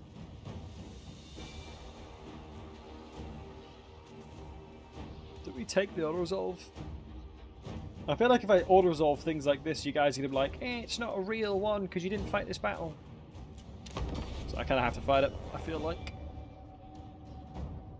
Kind of have to fight it, I feel like.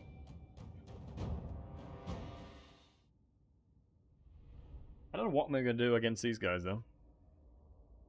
I have literally no way of attacking them. I suppose fighting in the trees is the way to do it. Ooh, reinforcements here. I might try and squeeze past. And just kill and execute Lord Master Mundi if I can. Hold on, I think my partner's making brownies.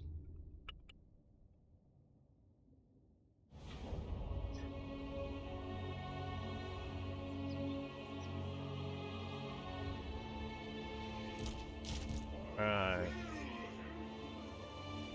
So that's the reinforcements of you. Oh, they're heavily elevated. I think I play to fight this army. And then use Arbaal, because I've got perfect vigor now. To kill everybody else.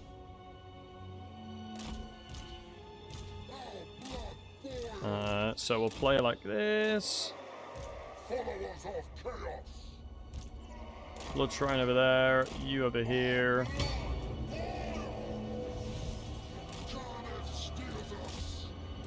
Oh, I've got a Blood Shrine. What's this again? Oh wow, I can give ward save up to 15% and 10 leadership.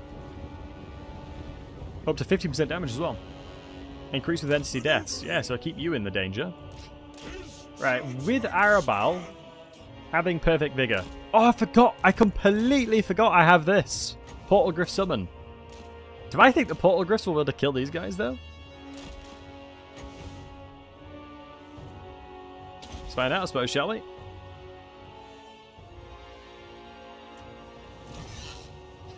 It's only a 40 seconder. That shouldn't, in theory, do a lot of damage. I mean, Chaos Furies do a lot of damage. Oh my god, they are getting giga buffed. Holy crap, they're getting insanely buffed. Yeah, wow, that's cheating, guys. You're cheating. Let's see if I can bait this guy out. What are you? You're the revitalizing crystal. Oops, I did not mean to move you out. Oh, thanks, Kelly.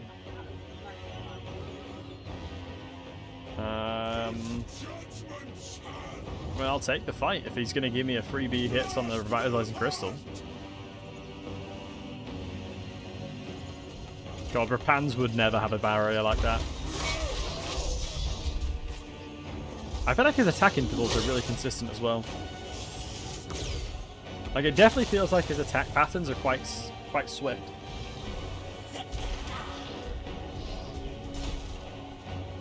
The crazy thing is, we've not even leveled him up to be a fighter.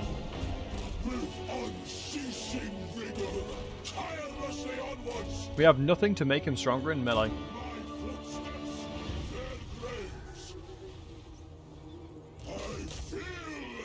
This is silly. The AI is very silly when it comes to fights like this. Oh! Oh my god.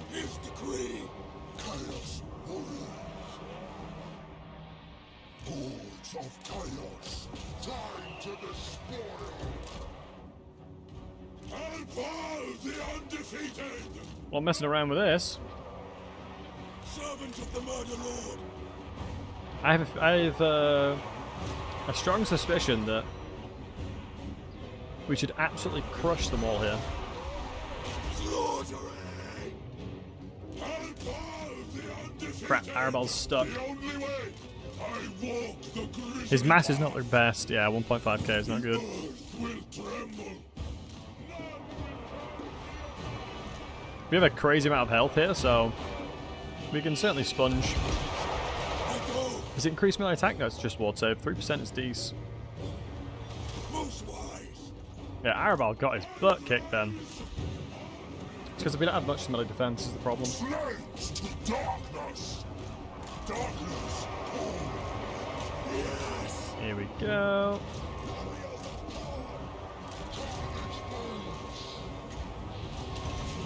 I'm just going to put this on the blood shrine before it gets remotely close to dying. As long as it gets out, I'm fine. It's just running away can reduce your leadership by a lot. So I've got to be a little bit careful. But I am more than happy to stack up my Giver of Furies and the overall bonuses that I can obtain from this. Because I'm just sort of waiting for the secondary army to come in. I mean, it seems that these guys haven't really done anything. Yeah, they're doing a little bit of work, but nothing that I can't really handle. Might be worth throwing one of these up again.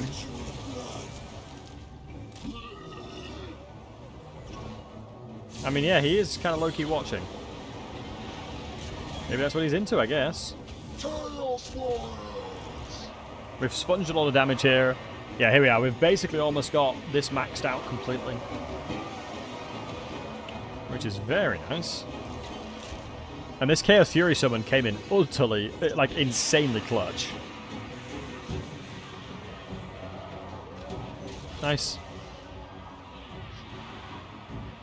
Like, that Chaos Fury summon has come in clutch. Because Pterodon Riders are terrible in melee. These guys are utterly abysmal in melee. And it really shows. We might be able to get a shatter situation over as well. If I can rotate them over to the other guys on this side, I suppose it doesn't matter. But if you look at this, the AI is still not moved over.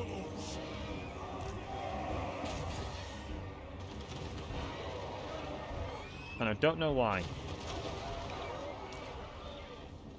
Surely there's no way this Chaos Fury kills 3 of them. It almost killed 3 of them.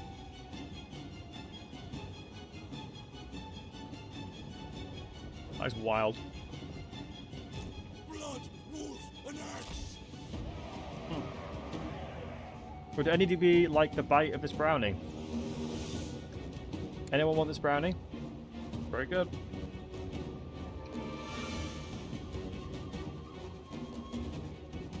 Alright. Let's reposition my units and then slowly move up.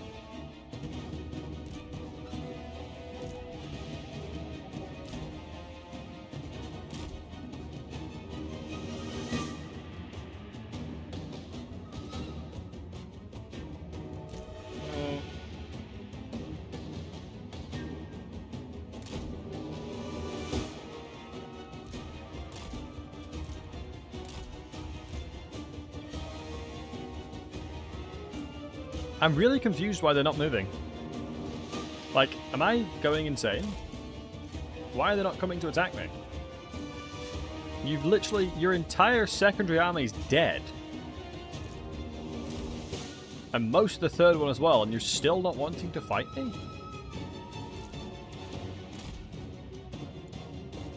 One good thing about having units with Frenzy and Unbreakable, you never lose Frenzy. Because it's based upon leadership. It looks like the Revitalizing Crystal guy used 5 of its charges to heal itself, by the way. 5 charges to heal itself. It's a little bit selfish, don't you think?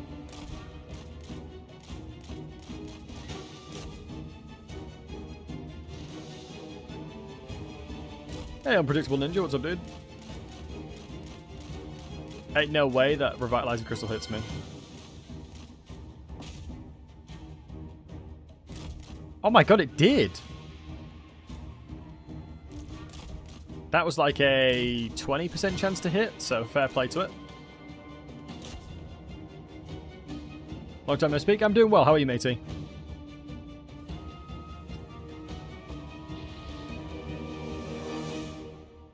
Yeah, I should be able to smoke it in melee. In the extended trade... Oh, we need to put this onto my my hero, most likely. Yeah, there you go. Now, like, we're not seeing any hits come through, which is what I'd expect from a fight like that. Turn around. Oh, we actually didn't get a hit there. Have Revitalizing Crystals always had range hits? I don't know why, I just don't remember them having range damage. It's legit consistently hitting me.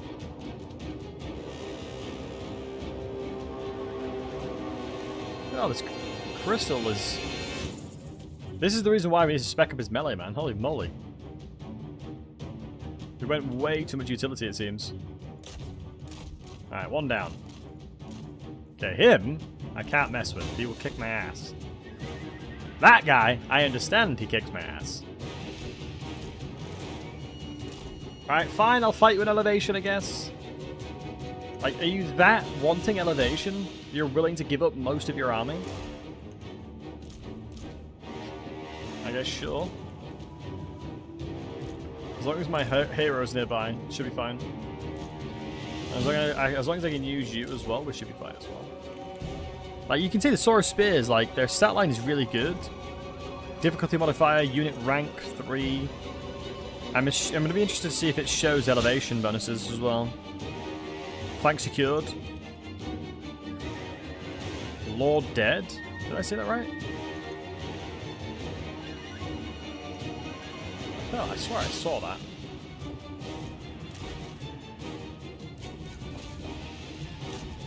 Okay. 173 armor is not a lot on the general here.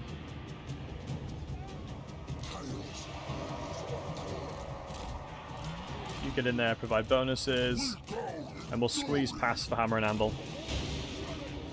And we can execute with the likes of Eye of Corn on high priority units. As long as you guard mode and don't go in, we should be fine.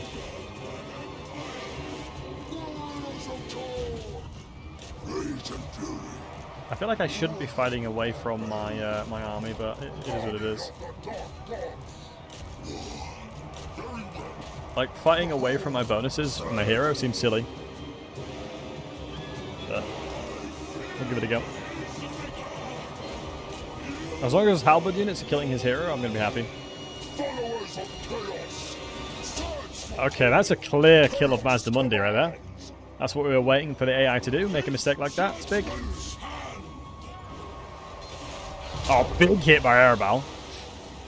Go on, I'll send it a little bit more. Go on, one more. Oh, insta-terror out. Get wrecked, nerd. Getteth wrecked, nerd! Right, who wants it? Who wants it?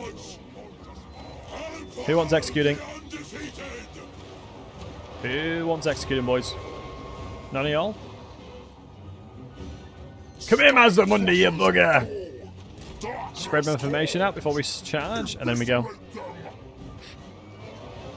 I end the stream if I lose. I guess I'm ready for a long stream then.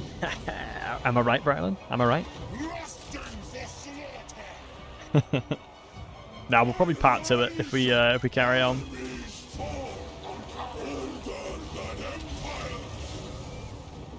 Oh my god, these guys are absolutely crushing him. Like, he's even got all the cheats modifier and everything. But it's just not enough, because what's the anti-large on these bows? 10. 60 melee attack as well. That's what I was waiting for. Playing a traditional fight like that, the AI will always make the mistake of leaving their troops. They'll always make that mistake. They always do. They never remember to defend their general. It's one of the worst things they do is defend their general. And then we'll just hammer and anvil now. And then we just consistently hammer and anvil, and the battle is what they call a G. A G. Who should we turn into a chaos spawn? Nah, it doesn't seem worth it on them. Maybe we can turn these guys? Sure. Hammer and anvil them as well then.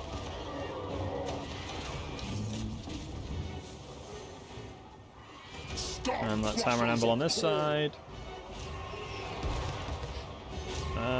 We've just sort of ignored the fact that they can kill us from the air and just killed them on the ground instead. I feel that's very core knight. Blood for the blood god and all that kind of stuff. It's like, I can't kill you up there, so I'm going to kill somebody else instead. Let's put this on these guys so they can't lose entities. So for 20 seconds, I'll keep them in combat. I'm also going to be soon. It'll be very soon. Yeah, I was going to say. We felt a swollen... We were swollen with anticipation there.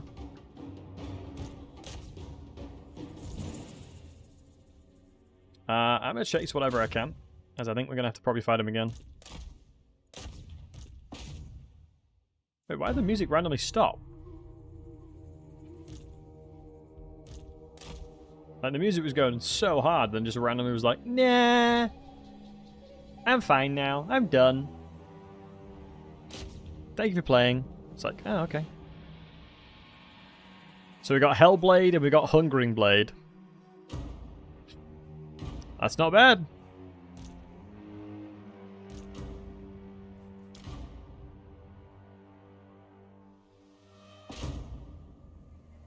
Let's keep killing Temple Guard.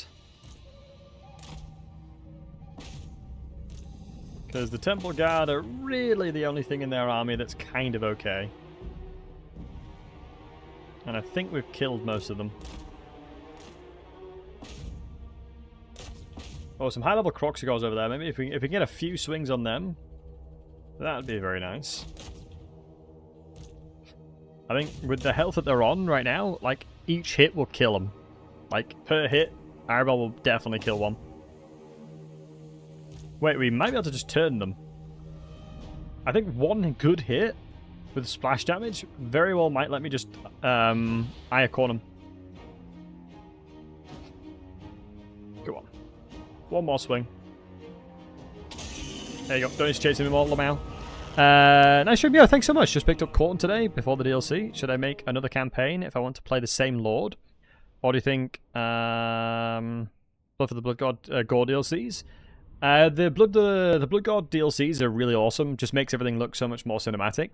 I think, if I'm not mistaken, if you've bought one of the DLCs before, like if you've bought the Blood Pack for either Warhammer 1 or Warhammer 2, it carries over to Warhammer 3. I would say for the new units, depending on who you're playing, if you're playing somebody like Scarbrand, then I would argue that you can pick up the new units in that campaign. It just depends if you want to have that level of flexibility / strength to begin with. If you want to make sure that you have those units at the very start of the campaign, because some of the new starts, you get access to them straight away. So I would guess it would depend on if you want to get them back. $5 more blood. It just depends on what you fancy, right? Alright, big. So I'm going to go into melee defense again. I've buffed all those up. I think my units might have Unbreakable now. Getting this Bloodletter as well is unbelievably awesome. Bloodthirster, excuse me.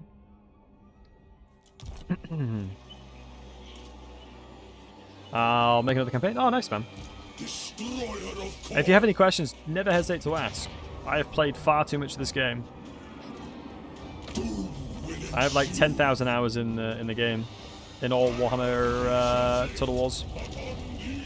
Okay, so, that's one of them dead. That ROR is worth getting. No, low-key, that ROR is insane. I think we go back home, lick our wounds, and then get the ROR.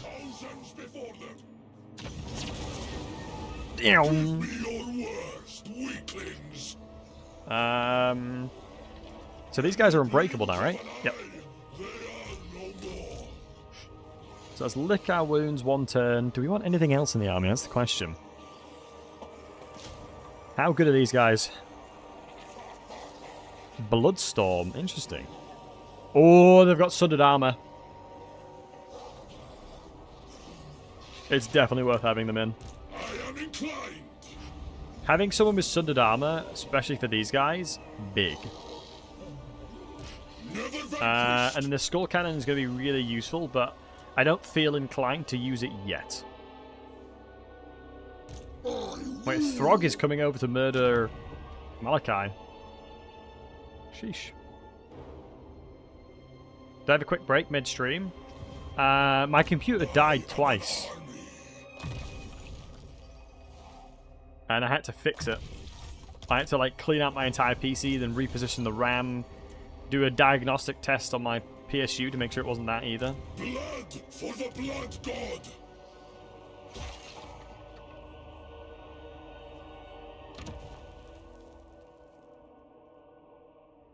I feel like eventually I'm going to want to use this outright. And thanks for the follow, I appreciate you. New to this, I only played High Elves and Dwarves before. Low-key, fantastic options to play as a beginner. If you're new to the game, you played very, very good factions to learn the game.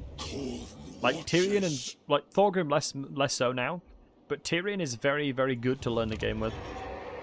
I have always massively recommended it. Looks like I can afford a secondary army now, at least. So I'm going to try and do another secondary army. Do we think that this guy is worth using? Guys, be honest with me. Are these guys any good?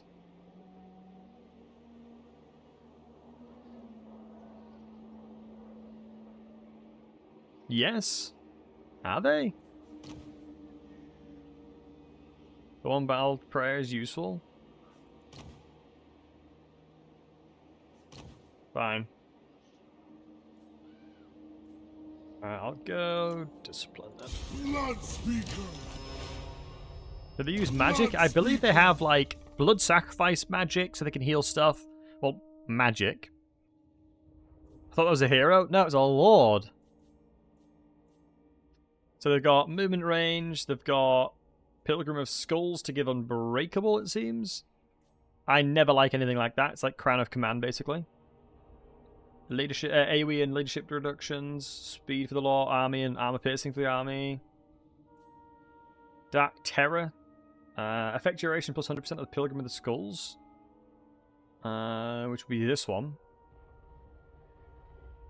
So it just makes them unbreakable for longer. I mean, does he become... Okay, he gets Chaos Warshrine as well, so he's just a support. He's just... His entire role is to be a supportive guy. Why does he have maim, kill, and destroy then? He's not a melee fighter. Here! And step on the path! War is torn!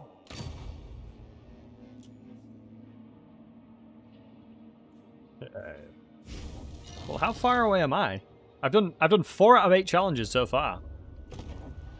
Yeah, you can finish this quite quickly. Right, licking the wounds for 1 turn, like we said.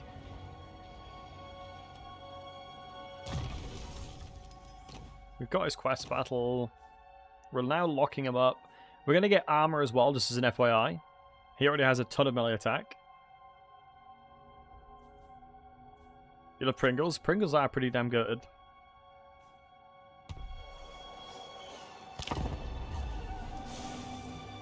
I feel like ever since the vassalization of Archaon, the worries I have in this campaign have reduced significantly. But the cheese to confederate, to vassalize Archaon, it still exists, which is nice. I truly believe they need to nerf settlements from a reward perspective.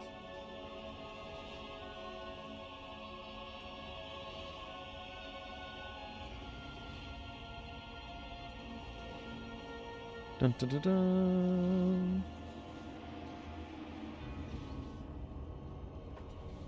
Hold on. CA is asking for my save file so they can test the bug that I reported. Guys, what turn was I trying it? What turn did I try teleport? Crap, I don't remember which one it would have been. Melee attack plus 8%. That's pretty tasty because we have large melee attacks on all of them. 845. Yeah, honestly, CA are like absolutely on it. They're doing some really good stuff at the moment.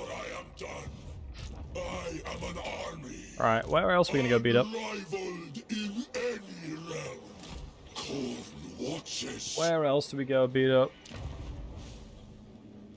Alright, should we just try it again? Let me try teleporting him again. Let me just quickly save it.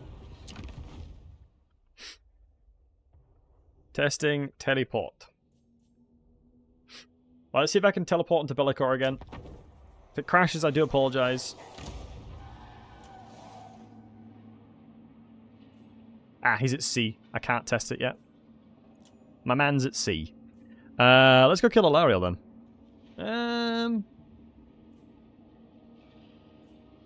Do we try and kill the Chaos Dwarves? 100% there's another army there, without a shadow of doubt. We go kill Kolek? Do you think we should go kill Kolek? Hold on, let me... Guys, who should we go kill? Who should we go kill, do you think? I feel like the Dark Elf. I'm going to go kill the Dark Elf. Ooh, volley of Dark Arrows is interesting.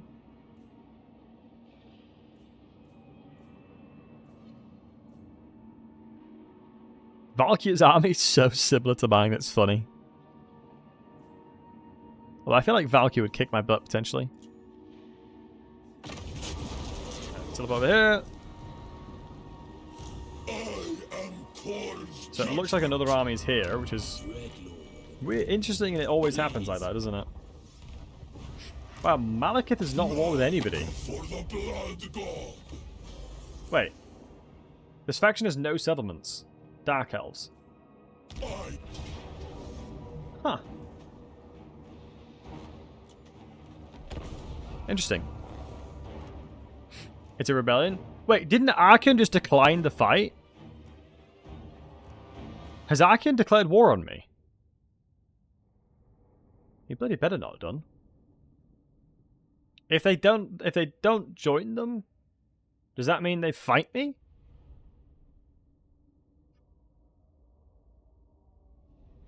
I thought they couldn't do that anymore. Maybe I'm mistaken.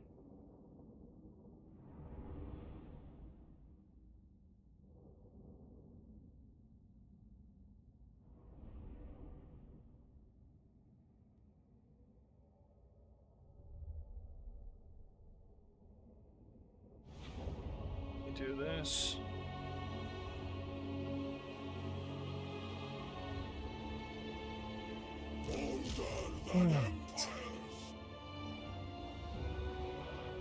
We're inside of trees.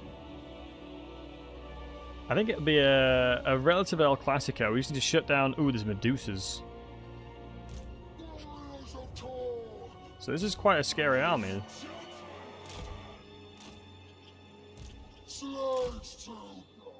This is a relatively scary army.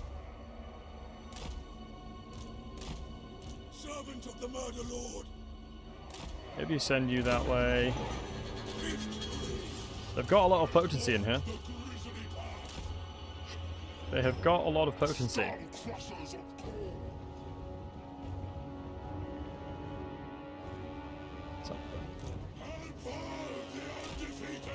I believe these are anti-large shots, so I've got to be really careful that doesn't hit me.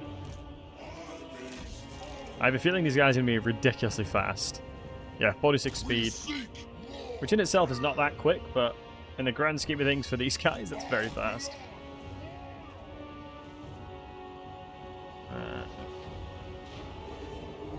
Same Medusa? Yeah, as long as we don't look at the Medusa for too long, we'll be alright.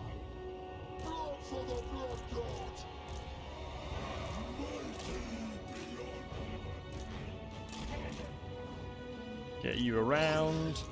What are you? Black Arth Corsairs? Ah, don't care about you at all.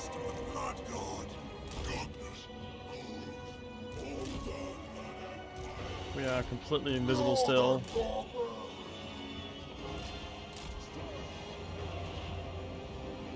Ooh, we're taking a little bit of damage by the bolt throwers at the moment, which is not ideal.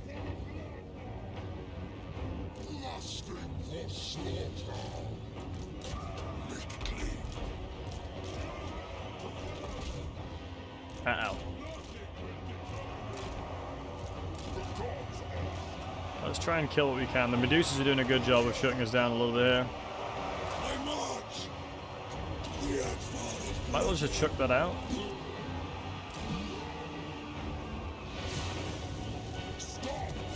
Arbaal managed to sneak through as well. I just need to get the chariot. They have anti-large, right?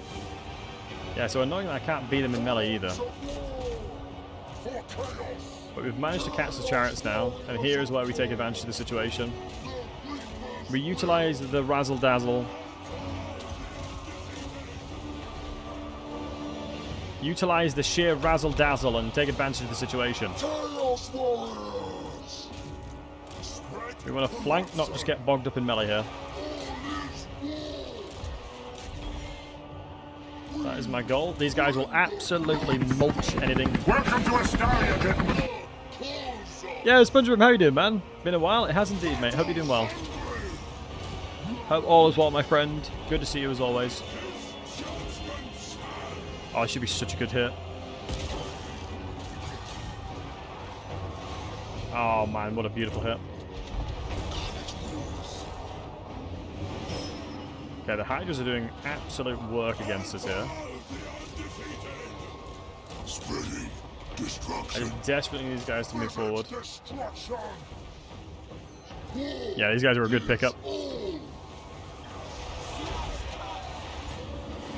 I need them to chase them off. Thankfully, we've been able to shut down the Medusas. I am slightly afraid of fighting the Medusa. So I'm gonna cycle charge like crazy. Keep chasing the shades. I need more of my anti-large filtering in the backline there. Gonna buff them all up there as well where I can. Nice, brought the Medusas into melee here. I can sort of just ignore the blackguards because, like, we are very similar. They do very similar stuff to I, so as long as I can punish them where possible, it's good. And the second they get low enough, we'll just ire pawn them. Smack the AI to retreat that way, but we've got Curse Walls of Halberds with insane anti-large. Nice. Move to the general now. Send you over there. Yeah, Arbaal is a bit of a chat, I won't lie. I believe Chaos Spawns will absolutely crush Medusas. Here we go.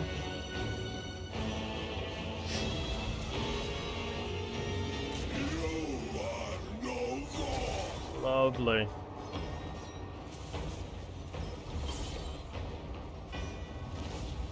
Nice. I mean, this is just an El Clasico, just taking advantage and utilizing what my strength is in the army.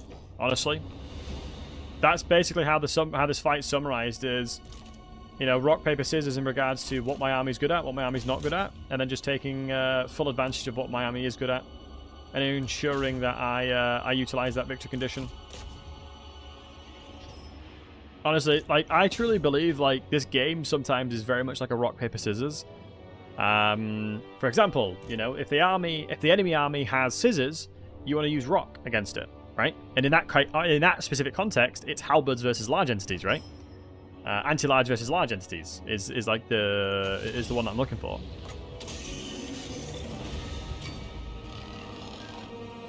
Yeah, beautiful. Beautiful. I feel like this is probably possible.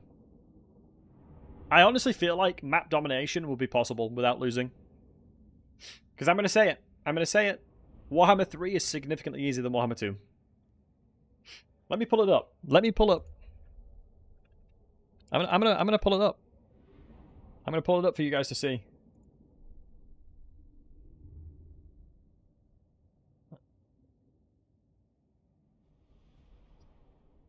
Let me show you. Let me show you, beautiful buggers. It was one of my favorite videos I've ever made. Here it is. This video right here. Let me show you. It's the Impossible Challenge, Legendary Norska, but I restart on any loss. 0.7% of players even finish the Legendary campaign as him. And genuinely, like, this video, this is one of the hardest things I've ever tried. This is legit the hardest video I've ever had, or I've ever made. Because of the fact that the Autotide in Warhammer 2 is so much stronger than it is now. Everything about Norsker is so much worse in Warhammer 2 as well. And yeah, my god, it was brutal. Do it again? Honestly, I did it again.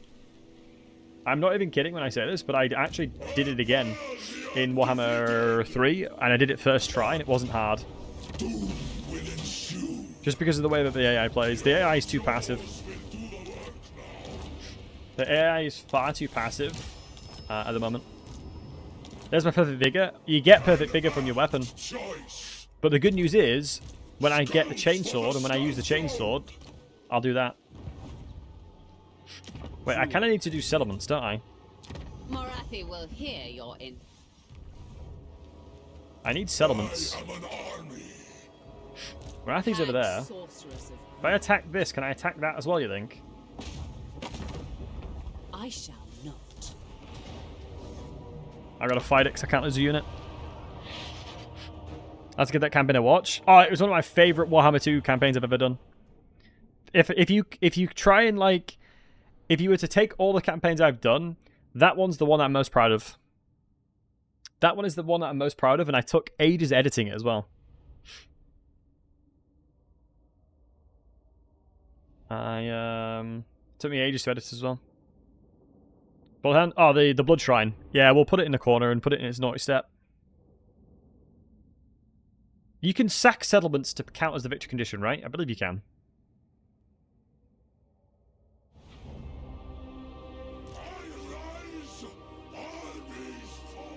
But Arbaal is so squishy, I feel like. Why do I feel like Arbaal is just giga squishy? Is that just me? Right, you three can hold the line. You guys come back.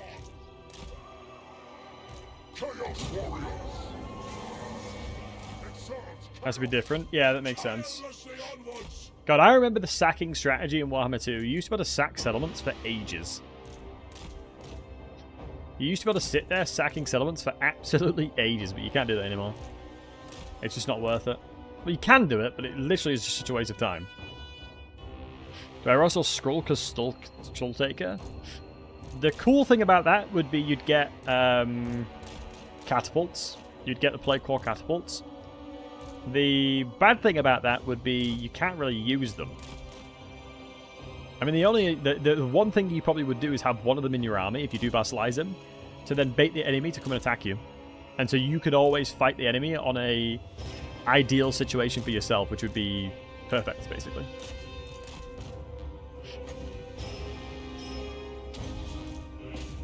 Let me summon these guys to help chase the Dark Riders.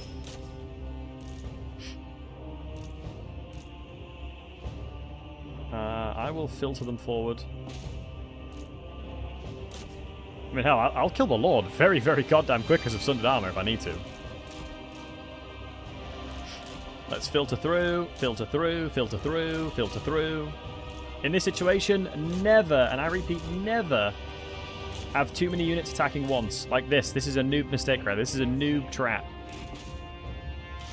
That right there is a noob trap. Very bad of me. Always make sure that you're not fighting too many units at once, because the potency that these guys will have in advantage of that situation is not that high. Like, it's not even providing me that many bonuses because I'm doing that. Let me see if there's any units I can yoink. Oh, that's a Reaper Bolt Thrower angle with this, and then I can get Spawn of Khorne. I can spawn Chaos Spawns to then help me here. Oh, that was a big old sneeze.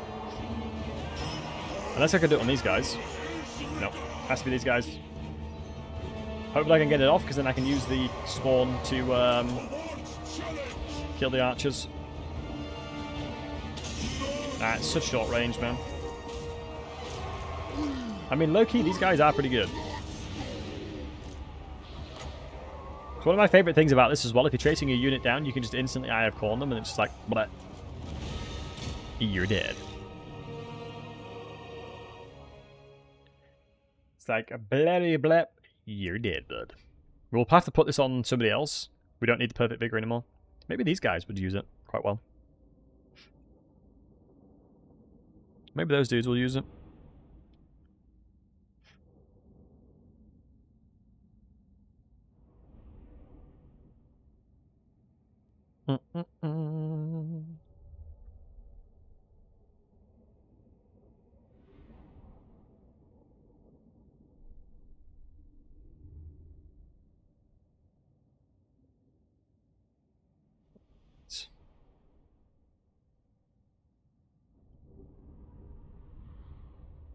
God, I don't know why it's showing at the top for some reason.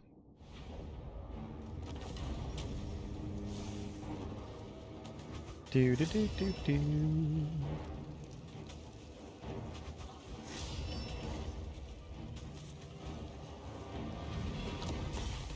Yeah, sack it. Filthy hands off. I need to sack that because I need the healing. Passive axe corn is quite nice. Oh, I can actually reach it. That's really nice. If I auto-resolve this one, I have to raise it, which then allows me to teleport away if I so choose to. How many armies does he have? I'm disinclined to listen, but I must. How many armies does she have? Not many, it seems. I think if I teleport back home, we're going to want to wait a turn for Bellicor anyway. Wait, can I not teleport home? Oh shoot, I teleported this turn, didn't I?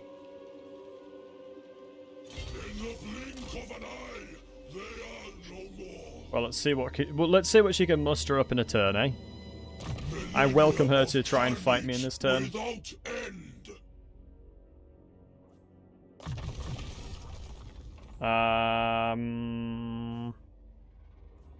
Lightning Strike doesn't seem that worth it, but probably will be helpful in defeated challenges like this. More HP and some melee defense. Probably just max it out, to BH. This army is going to start stacking up some halberds, as halberds will be important. Hounded Vengeance will obtain.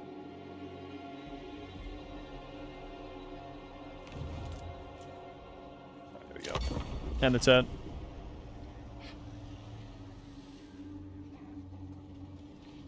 Praise the Messiah. Yeah, exactly. Wait, did my scream quality drop? It should have done. It should have dropped. I haven't dropped any. I haven't dropped any frames.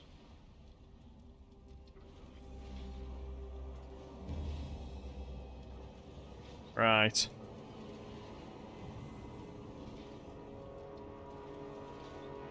Oh, it did for a second? Oh, did it?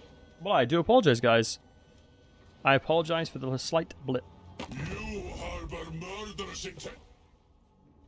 She wants 2.4k. Jog on, love. Congratulations, you're now at war with the literal Ever-Chosen.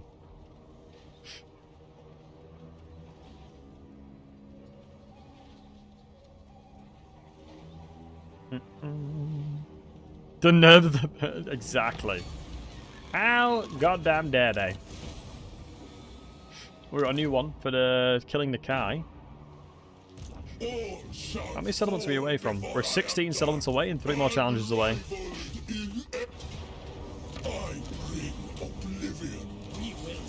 I'm just going to go around sacking them because I feel like it's just more worth it for me to sack.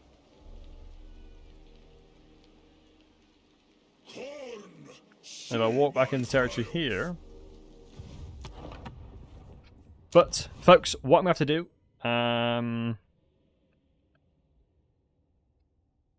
I am going to skedaddle. I'm going to go raid the wonderful Rundolski on Twitch. But yeah, I hope all of you guys have a wonderful rest of your morning, evening, night, wherever you are in the world. Oh my god, Zap, much love to you, buddy. Unfortunately, I am skedaddling because I've got to work on a video. Guys on YouTube, much love to each and every one of you beautiful fine folks. I hope you guys have a fantastic rest of your morning, evening, night, wherever you may be within the world. And I appreciate it. What we'll do is we'll go send some love to Human Boy. And you guys, I'll be back live tomorrow for a part 2 of this one. I'll be doing a Baldur's Gate 3 with some friends as well, so if you're interested in that, make sure to check out my Twitch. But you guys are amazing. You guys are awesome. Have a wonderful rest of your mornings, evenings, nights, wherever you're in the world. Take care of yourselves. Thank you for supporting the content. Thank you for the follows, the subs, the gifted subs, the bits, the donos, the love. Bye-bye for now. And on the YouTube side, make sure to say hello to Human Boy. Yes, yes, he's a legend. And thank you very much for tuning in. Part 2 tomorrow.